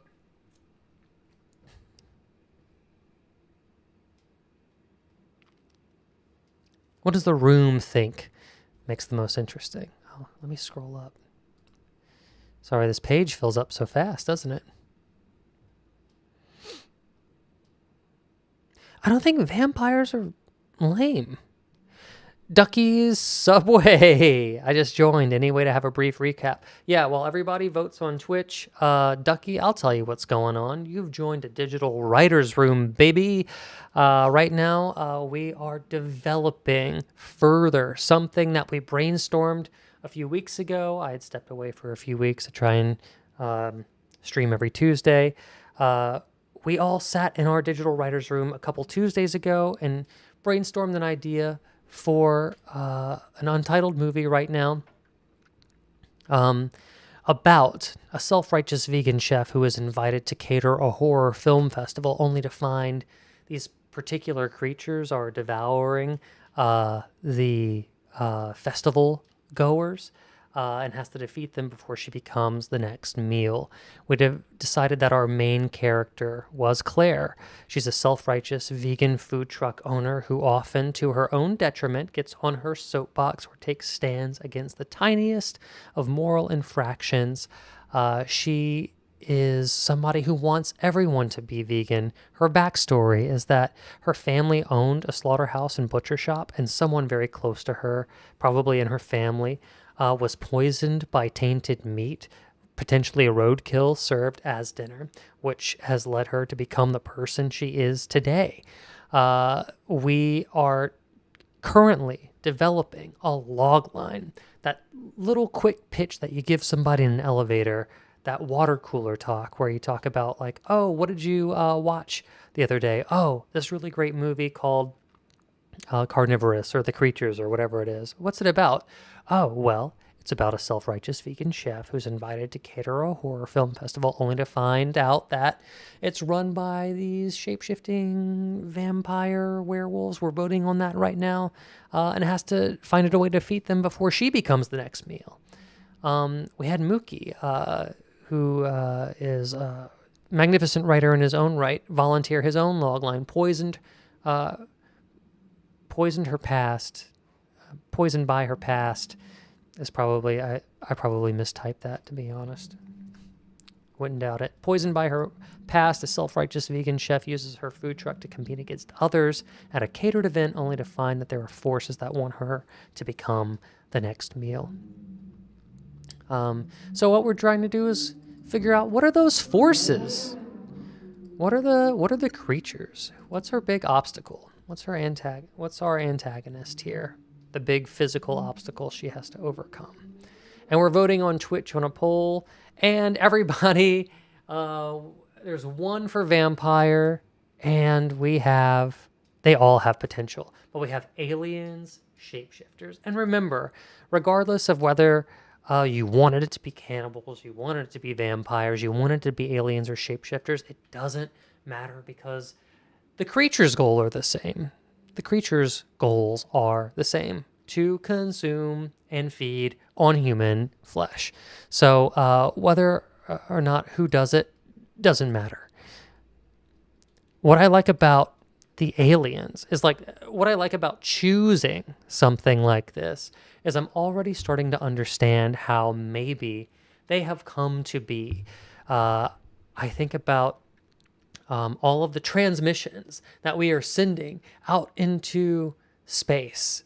We have satellite television, and we have these big towers that transmit information wirelessly across the Earth and potentially out into the universe, that are maybe picked up on by alien signals, and they've learned that humans like movies, they understand what we look like and how to manipulate us, and that we will turn into zombies as long as a giant screen projects interesting images in front of us, making us easy prey. Cool, excellent. Making that one choice has kind of defined the alien backstory in a way, hasn't it? Okay, so let's go back up to our log line and let's fill this out.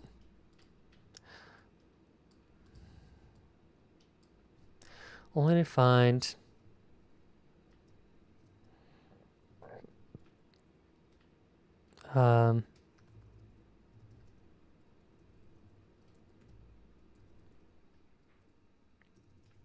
only to discover shape-shifting aliens are feasting on cinephiles.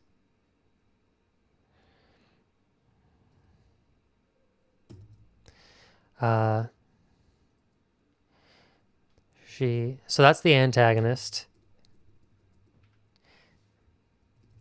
And she must find a way to defeat them before she becomes their next meal. And then if we were to use Mookie's,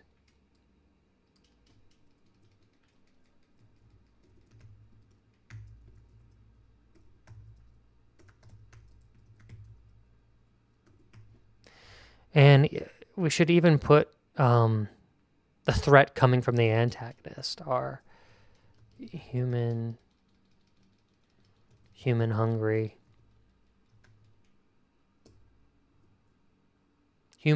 shape-shifting aliens that want her to become the next meal.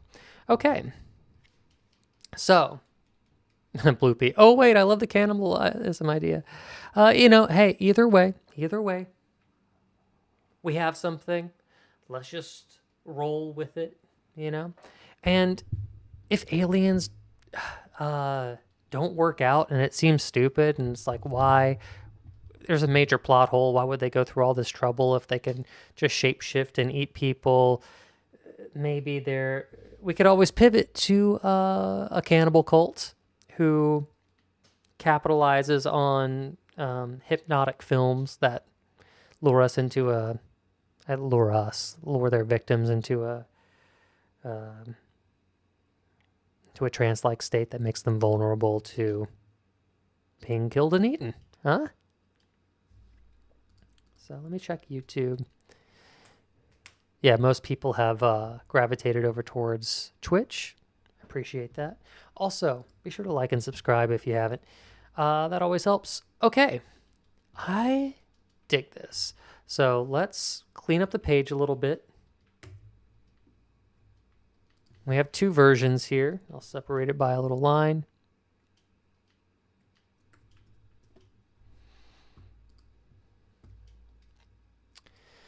But now we have a touchstone.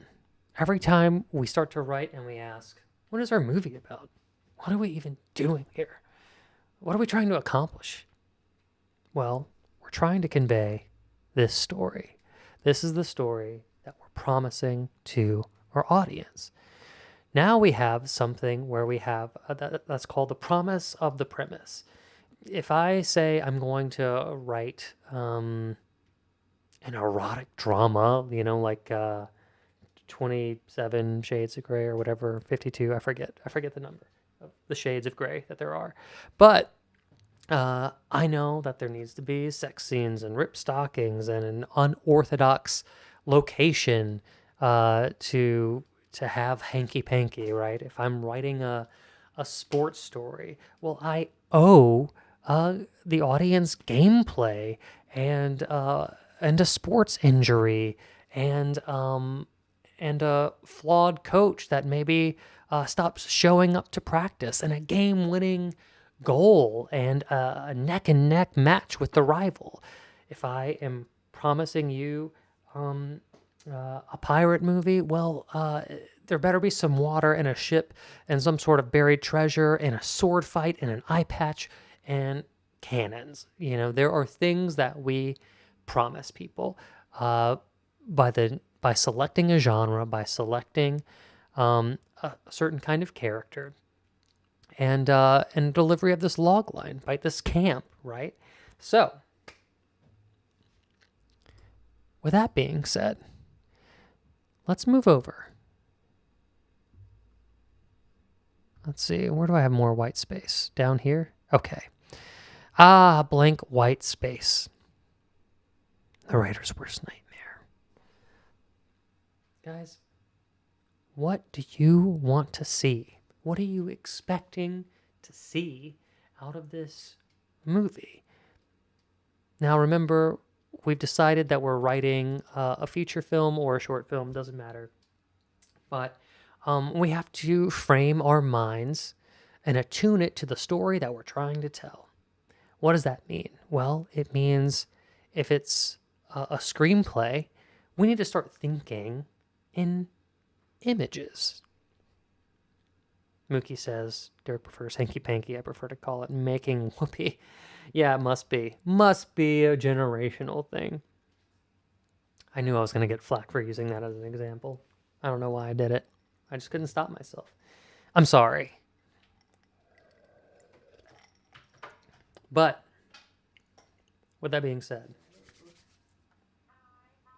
what are we expecting to see? Well, I can tell. Let's do this. Let's start making lists.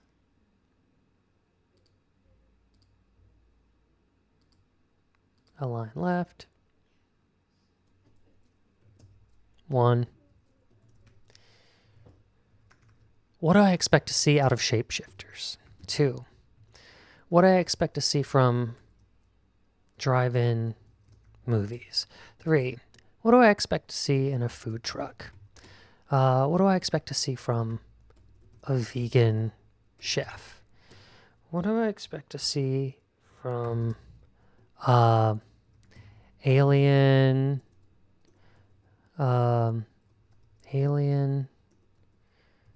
carnivorous kills, right? In a horror movie, it's always interesting, like, how do the, how do we do the kills? Freddy versus Jason, it's always about like, oh my god, that's a crazy way to die, right? Oh my god, I wasn't seeing that coming. And all the Final Destinations and all the Freddy Kruegers. Nightmares on Elm Street. Freddy Krueger's just the antagonist. Y'all, what are you expecting to see in this movie? Wheelie Gal. Polka Dotters. Mookie. Also, I understand that I've been streaming for a few hours. People get tired. People get sluggish. I will say, like, a normal writer's room is probably somewhere around like 7.5 hours long on a good day. Probably like 12 to 14 if you're trying to hit a deadline and your backs are up against the wall. Sometimes an all-nighter. However, I know people have lives. I know you spent a lot of time with me today. Let me know if I'm pushing it. Let me know if you want to just take a break. Let me know if this is something you want to do tackle next Tuesday. But Claire sees a shapeshifter as herself. Ooh. Claire, like a Claire versus Claire, is something I expect to see. That's interesting. Call that A. B. Claire is forced to kill a shape-shifted version of her friend. Ooh, the diversion. Claire thinks someone she loves has died, only to find out it was an imposter. Ooh, how about this? Shape shifted to the image of a movie star, right? In the drive-in movie star. Epsilonity 1. Am I saying that right? Hiya, I saw writer in your user and got excited. Oh, thank you so much. That's so cool. Epsilonity, you stumbled into a digital writer's room. We're knee deep in story. But while everybody else brainstorms, I can catch you up. Writers, are you up to the brainstorm? I'm going to go ahead and refresh the YouTube chat as well. Epsilonity 1, if you want to, you could always... I have a link to my YouTube pinned up there in case the commercials get to be too much and you miss anything and you want to watch ad-free. But thank you, and be sure to like and subscribe. But let me catch you up on what we're doing. A few weeks ago, we started a digital writer's room where we developed an idea. We decided that the vehicle was going to be a feature film. We decided on genre was going to be comedy, and the subgenres were going to be camp, horror, and sci-fi.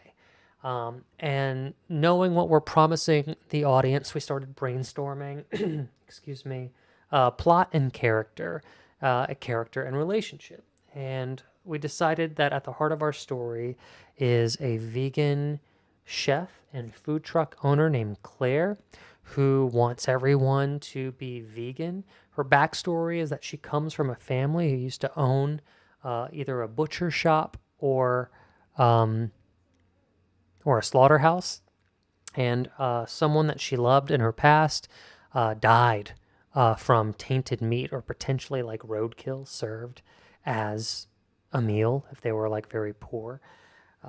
And this motivated her to become a vegan, become a chef. She probably lives in a rural area. Probably one thing that I liked was the suggestion of maybe Omaha, like which is famous for steaks, the Omaha steaks. So we have a vegan in a red rural meat loving town. She gets invited to cater um, a film festival, only to discover that this film festival is actually run by shape-shifting aliens who are luring people to their death. They're carnivorous aliens. They shapeshift. And we're trying to brainstorm right now what this movie promises an audience, what an audience is expecting for us to deliver whenever they watch a movie like this. And what we just finished doing was creating a log line. This log line is a quick elevator pitch. How do you sell this movie to somebody during an elevator ride between floors? Oh, I have a movie. Oh, well, what's it about? Well, it's about a self-righteous vegan chef who's invited to cater a horror film festival only to discover shape-shifting aliens are feasting on cinephiles, and she must find a way to defeat them before she becomes their next meal. And so there are themes of course, cannibalism, meat being murder, veganism, and just like the morals and ethics of murder, of factory farming, of slaughtering animals for food waste. Themes will continue to emerge as we write. I'm not saying that we chose these. Usually I find that theme kind of happens after the fact, or even in the middle sometimes. So Epsilinity 1, that's what you walked into. Hope you like it. I hope you want to stick around if you're a writer too. Right now we're screenwriting, but I also write prose. I also write short story. Also, I have a Discord where we can share work. If you're ever interested in having your work read or analyzed online, happy to do that as well. We've done it in the past. So, let me take a look at the chat. Willie Gal, you still there? Drive-in movies. Okay, so things that I would expect something from drive-in movies. A creature to tear through the screen. Couples to be making out and die when they investigate outside of their car. Oh wait, let me. A. B.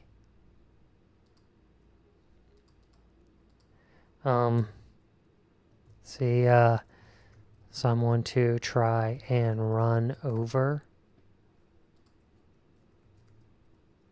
someone, something.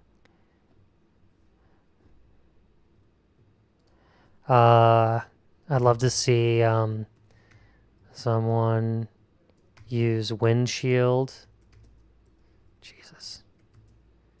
Jesus. Windshield wipers to clear away blood or guts. That'd be fun.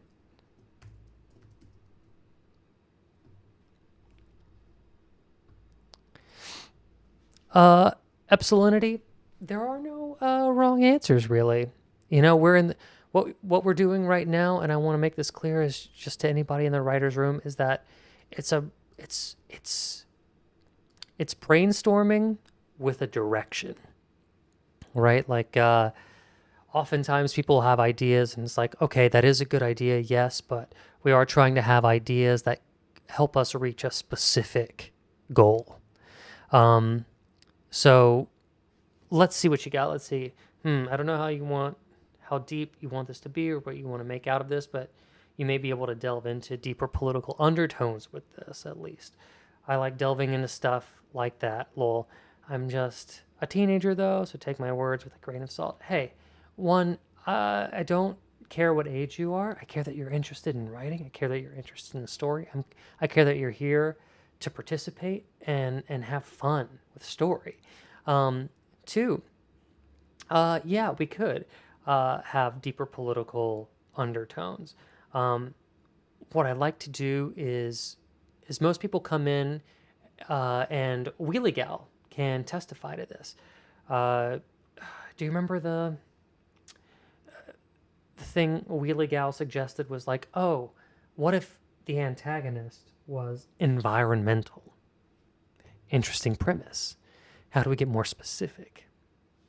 So we ended up brainstorming like, ooh, a potential fungus growing on the vegetables. Maybe that leads to zombies. Maybe it's like a little shop of horror. Plants are now eating the humans, and a stunning reversal of what Claire's belief system was. Like, oh, we shouldn't be eating meat. Well, we should eat plants. Well, what happens if plants have a life and they're eating us? Now is it fair game? Exploring that kind of counterbalance. Um, and I would say the same thing with the political undertones. If you want to have political undertones, great, but how can we get specific? The first thing I think of is the very famous expression, eat the rich. What does that mean? How can we specifically add that to a movie? Do we have a politician character? Do we have a rich person who owns the drive-through? And how are they being, or is it just somebody who is greedy in nature that we can make a potential victim? I mean, here we have a horror movie, and we know that we owe a lot of kills.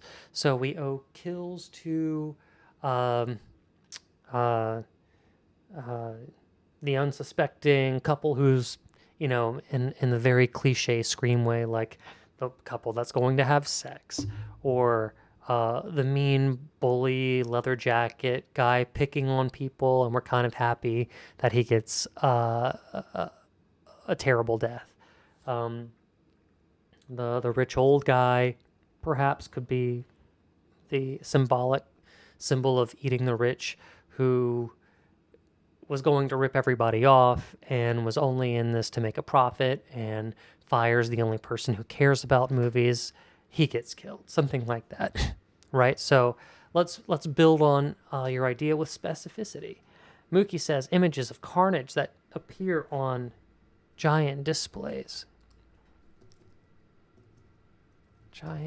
A giant display movie of carnage, I say visceral, gore imagery. I know it's a lot of slashes, but I think we're on the same page there, Mook.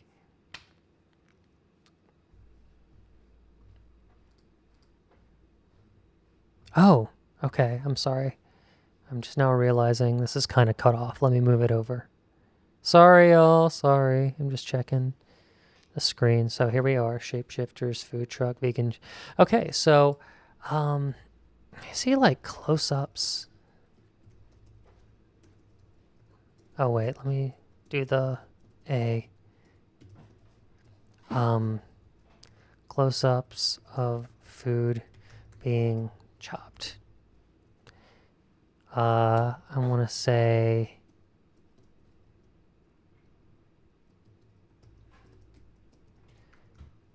freezer.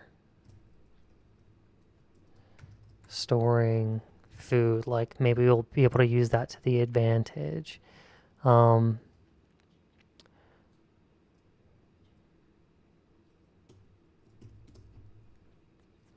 Maybe like a little deep fryer. Jesus. Maybe an enemy could get deep fried to death. Deep fried enemy.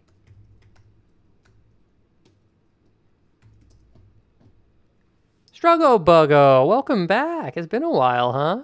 And by that I mean it's been a while on my end. I apologize. I've been out of pocket for a few weeks.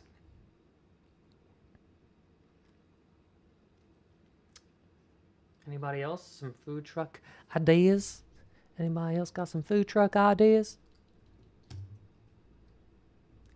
Oh shoot, we killing characters? I mean, yeah. I mean, part of this is brainstorming not only the kills, Struggo Buggo, but if you got that, please do it. But also the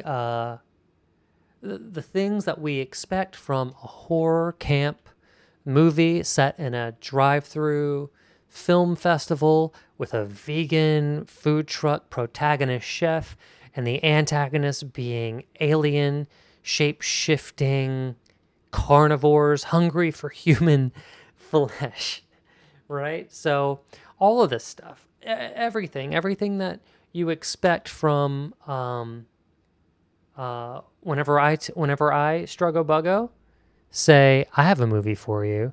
It's about a self-righteous vegan chef who's invited to cater a horror film festival, only to discover that shape-shifting aliens are feasting on cinephiles, and she must find a way to defeat them before she becomes their next meal.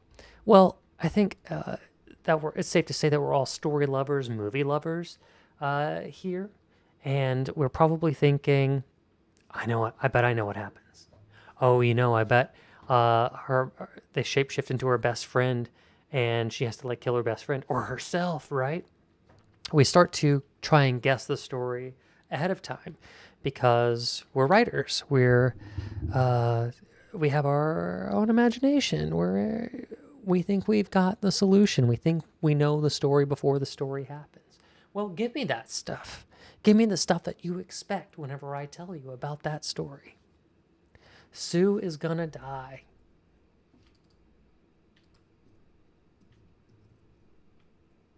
I'll put this under the alien carnivorous kills. Sue dies.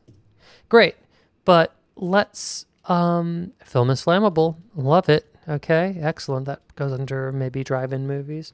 Give me a cool kill. Mookie. I like that Sue dies, but what's the way in which it hurts the character the most, right? The gut punch, the sad thing. Does Sue die, for instance, does Sue die saving Claire's life? Does Claire discover Sue strung up like in a butcher shop, but instead of hind legs and fillets, it's fingers and thighs, Sorry, let me put this in here. F, which was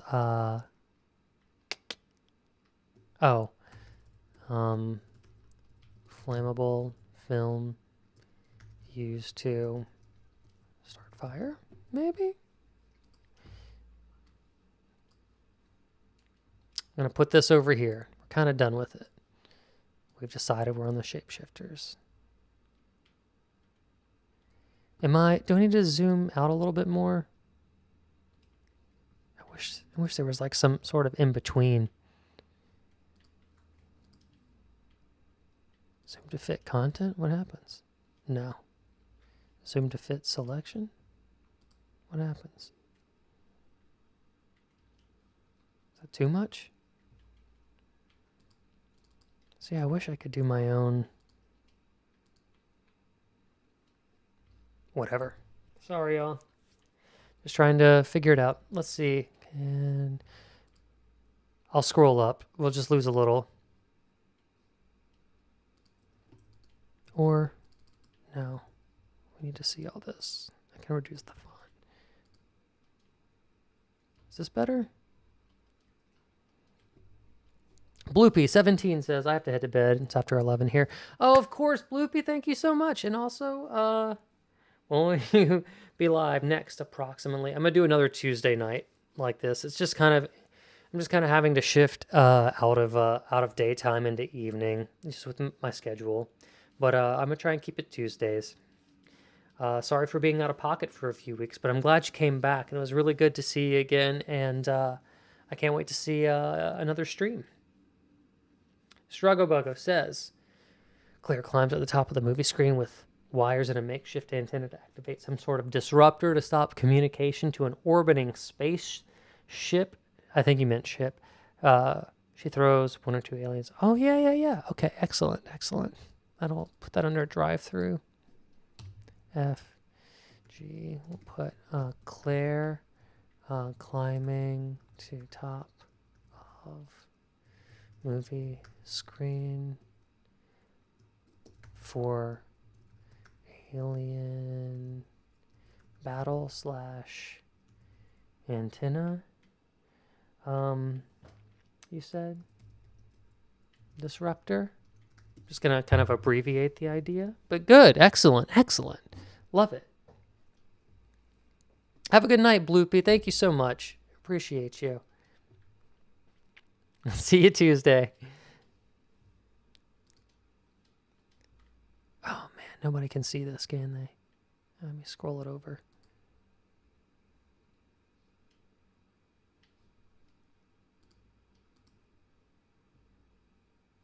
Did I do it?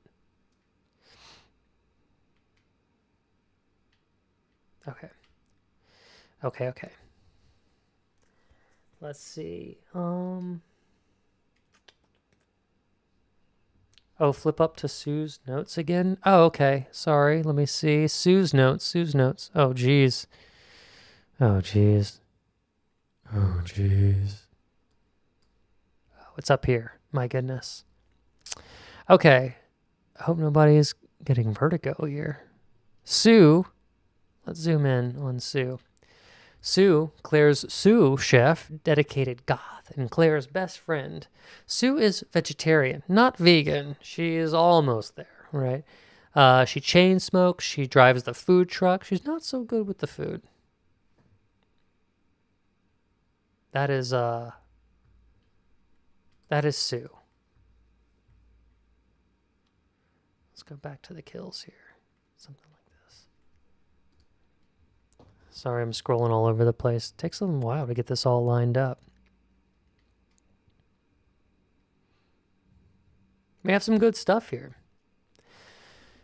Strugglebugga says, or maybe finds the MacGuffin hidden in the cellar under the kitchen where the bodies and things lie. Cut. Q fight with the butcher. Strangle with intestine. Oh, Struggo. So you have... Ooh, excuse me. You have a really good point there. We said that these things eat human beings. But what if they also cook human beings? It's like chef versus chef, right? Oh, a Jeep too. That's really good. Okay, so there's something really interesting about like alien chef versus Claire chef off somehow. I don't know exactly what that means, but I think you're on to something there. Especially if they both have to prepare their meals. I think there's something odd and satisfying in the fact that there are two civilizations that have to like go through a preparation in order to make their meals ready. Food truck, drive-in movies. Let's see. H is a Jeep winch used to tear alien in half. I don't know. I don't want to put question marks. Let's just make these definitive, and if we can't use them, then we can't use them. Okay. Can I zoom out a little bit more? Oh, right. Ugh. Sorry. Let me just shrink down the font again.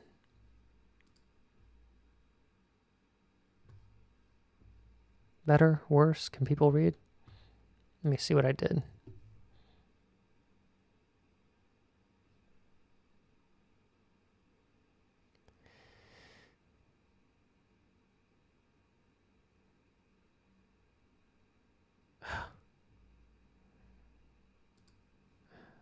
Sorry.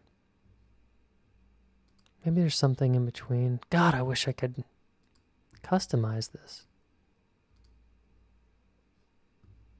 Can I? I just type this in. Sorry, y'all. I'm doing a little surgery here. Well, 32. Seems about right. Did that work? Sorry, you're just seeing some man mumbling about his font size, but what'd you expect from a writer, really? You know? Okay. Chef off. Okay, let's keep going. Chef versus Chef, Hell's Kitchen. A cool off. Drown an alien in an entrails bucket.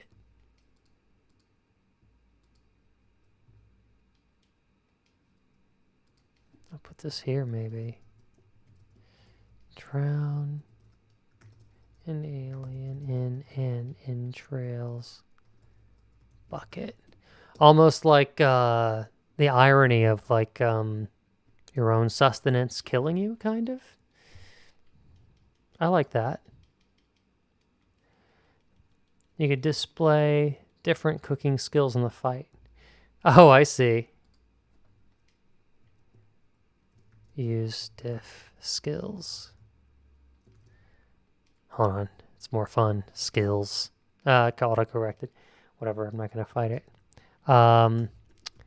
So chopping, tenderizing.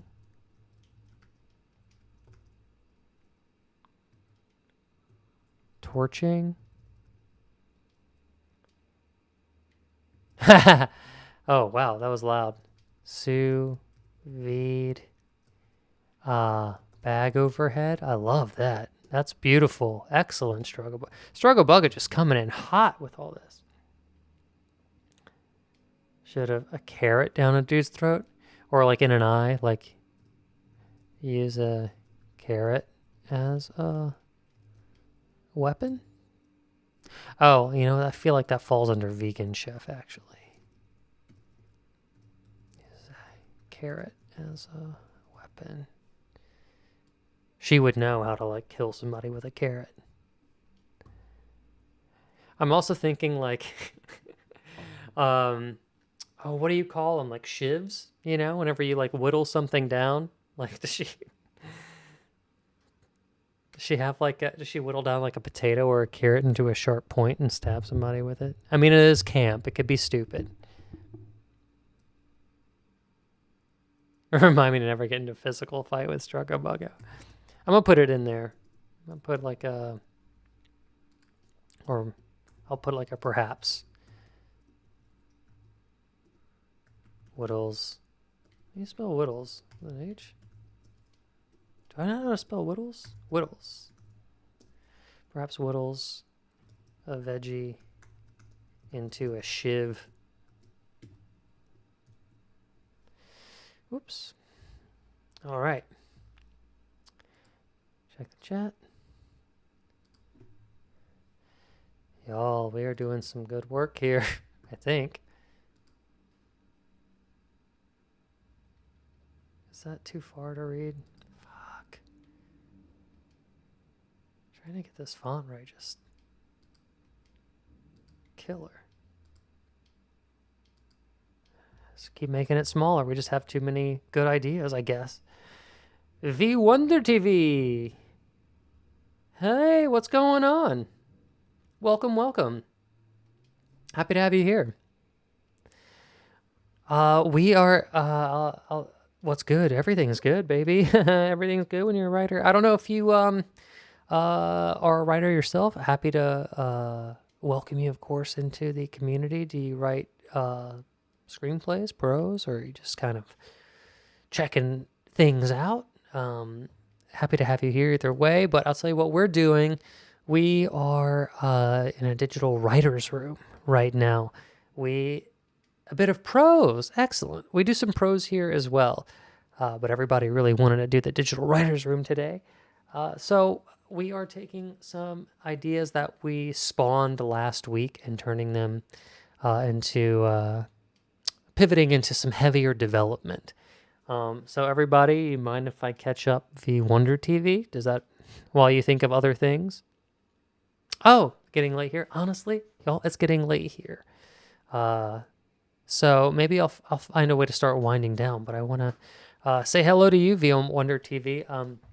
Also, if you get annoyed with the ads, I have a little link pinned to the top of the chat, and you can watch on YouTube ad free if you want to. But I'll tell you what we've done. We have brainstormed from concept from zero from a 0 point concept into a movie. Through a long line of thinking, we eventually ended here. This is the movie. A self-righteous vegan chef is invited to cater a horror film to cater a horror film festival, only to discover that shape-shifting aliens are feasting on cinephiles, and she must find a way to defeat them before she becomes their next meal. We developed our main character. Her name is Claire. Her overall want is that she wants everyone to be a vegan. Her backstory is that Claire's family owned a slaughterhouse or a butcher shop, and someone in her past was poisoned by tainted meat, potentially roadkill served as a dinner. We know that she has kind of like a little sidekick that is eventually going to die, Sue, the sous chef, in her 20s or 30s, a dedicated goth and Claire's best friend. She's a vegetarian, not full-on vegan, which I imagine has some sort of resentment between her and Claire. She's a chain smoker. She drives the food truck, but she's not so good with the food. We decided that the creatures, all of our notes are kind of overlapping here, but we decided that they are shape-shifting aliens. We all voted that can disguise themselves as humans, and they are feasting on humans. And we landed on a genre. The genre is, pardon me, there we go. The genre is comedy. The subgenre is camp, horror, and sci-fi.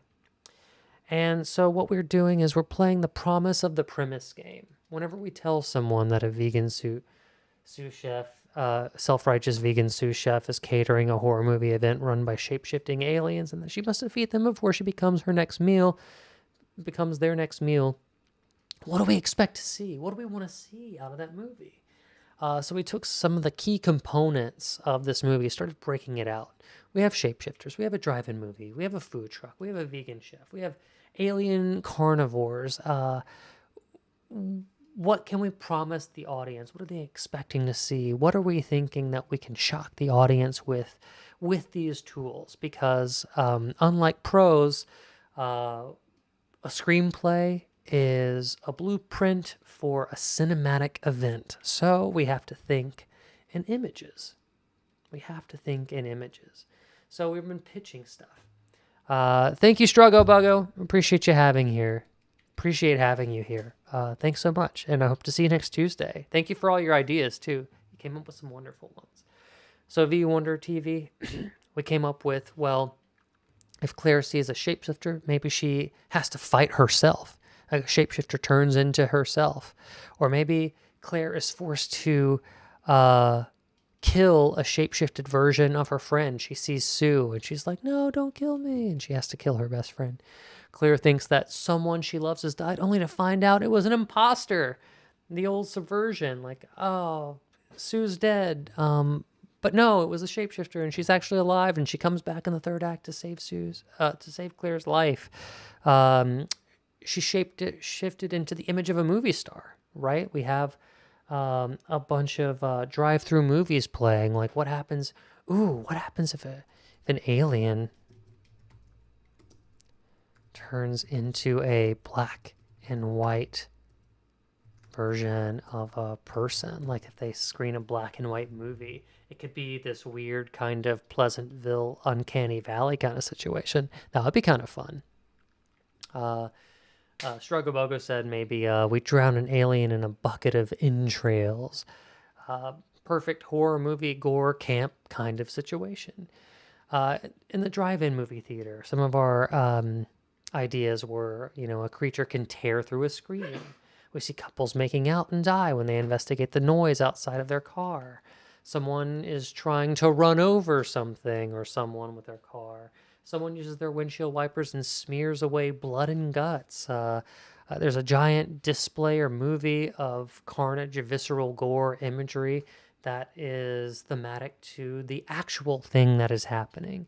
We can use flammable film to potentially start a fire.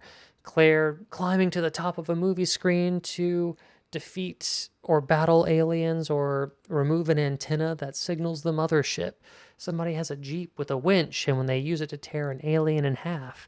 We have a food truck where we can see close-ups of food being chopped. We have freezers storing food, maybe a deep fried, maybe a deep fried kill, right? Things like that.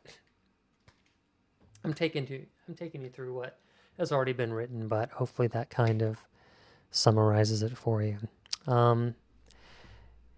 That sort of thing is what we're doing. Okay. So with that being said, guys, I think we came up with a bunch of fun stuff. I have to admit, it is getting late over here, and it is I'm kind of on low battery as a person. So with that being said, I just wanted to say thanks for tuning in. I think we can keep developing. This is kind of what it's like to be a writer. You don't really get to just be one and done. You have to keep coming back to the drawing board, keep asking yourself questions, keep clarifying, and keep developing. So what we'll probably do next time is we'll take all of these potential scenes that we have, and we'll start outlining. We'll decide whether it's a 3 or 5 act structure, and then we'll start placing scenes in their proper act. And then we'll start figuring out a linear pathway through the story. And then hopefully themes will emerge, and then we'll develop and develop and develop. And then maybe we'll take a shot at writing a scene. We'll do it in final draft if anybody's ever interested in the art of screenplay writing. But anyway, I just wanted to thank you guys for logging on, for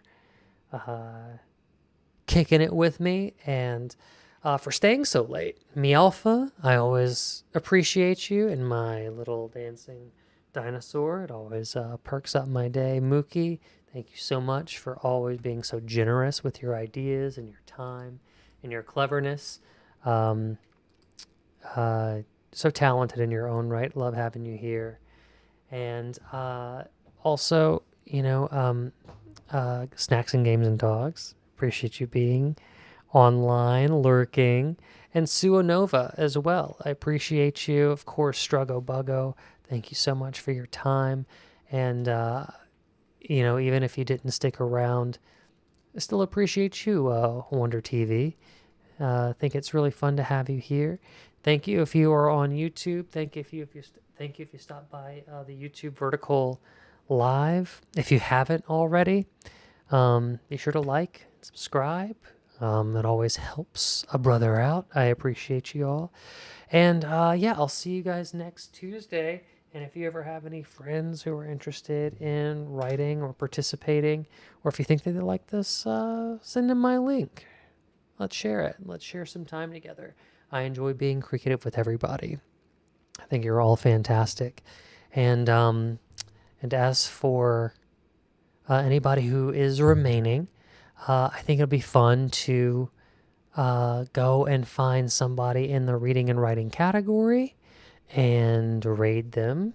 If you're on Twitch, of course, if you're on YouTube, then the live stream will just end. But let's see.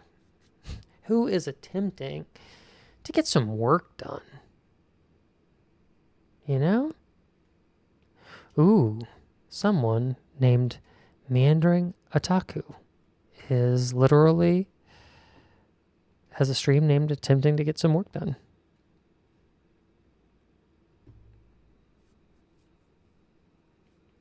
So that's interesting. Let me see. I think a lot of other people are reading. You guys don't want to read, do you? Ooh, Lighthouse. Books and bourbon without the bourbon. And I see a Word document open. I like it. Let's, just based on title alone, I think we should visit Books and Bourbon without the bourbon. How does that sound to y'all? Lighthouse, with the I being the one. Read.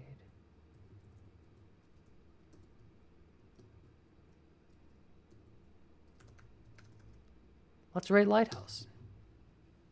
All right, cool. Well, let's go and meet Lighthouse, and let's show them some love.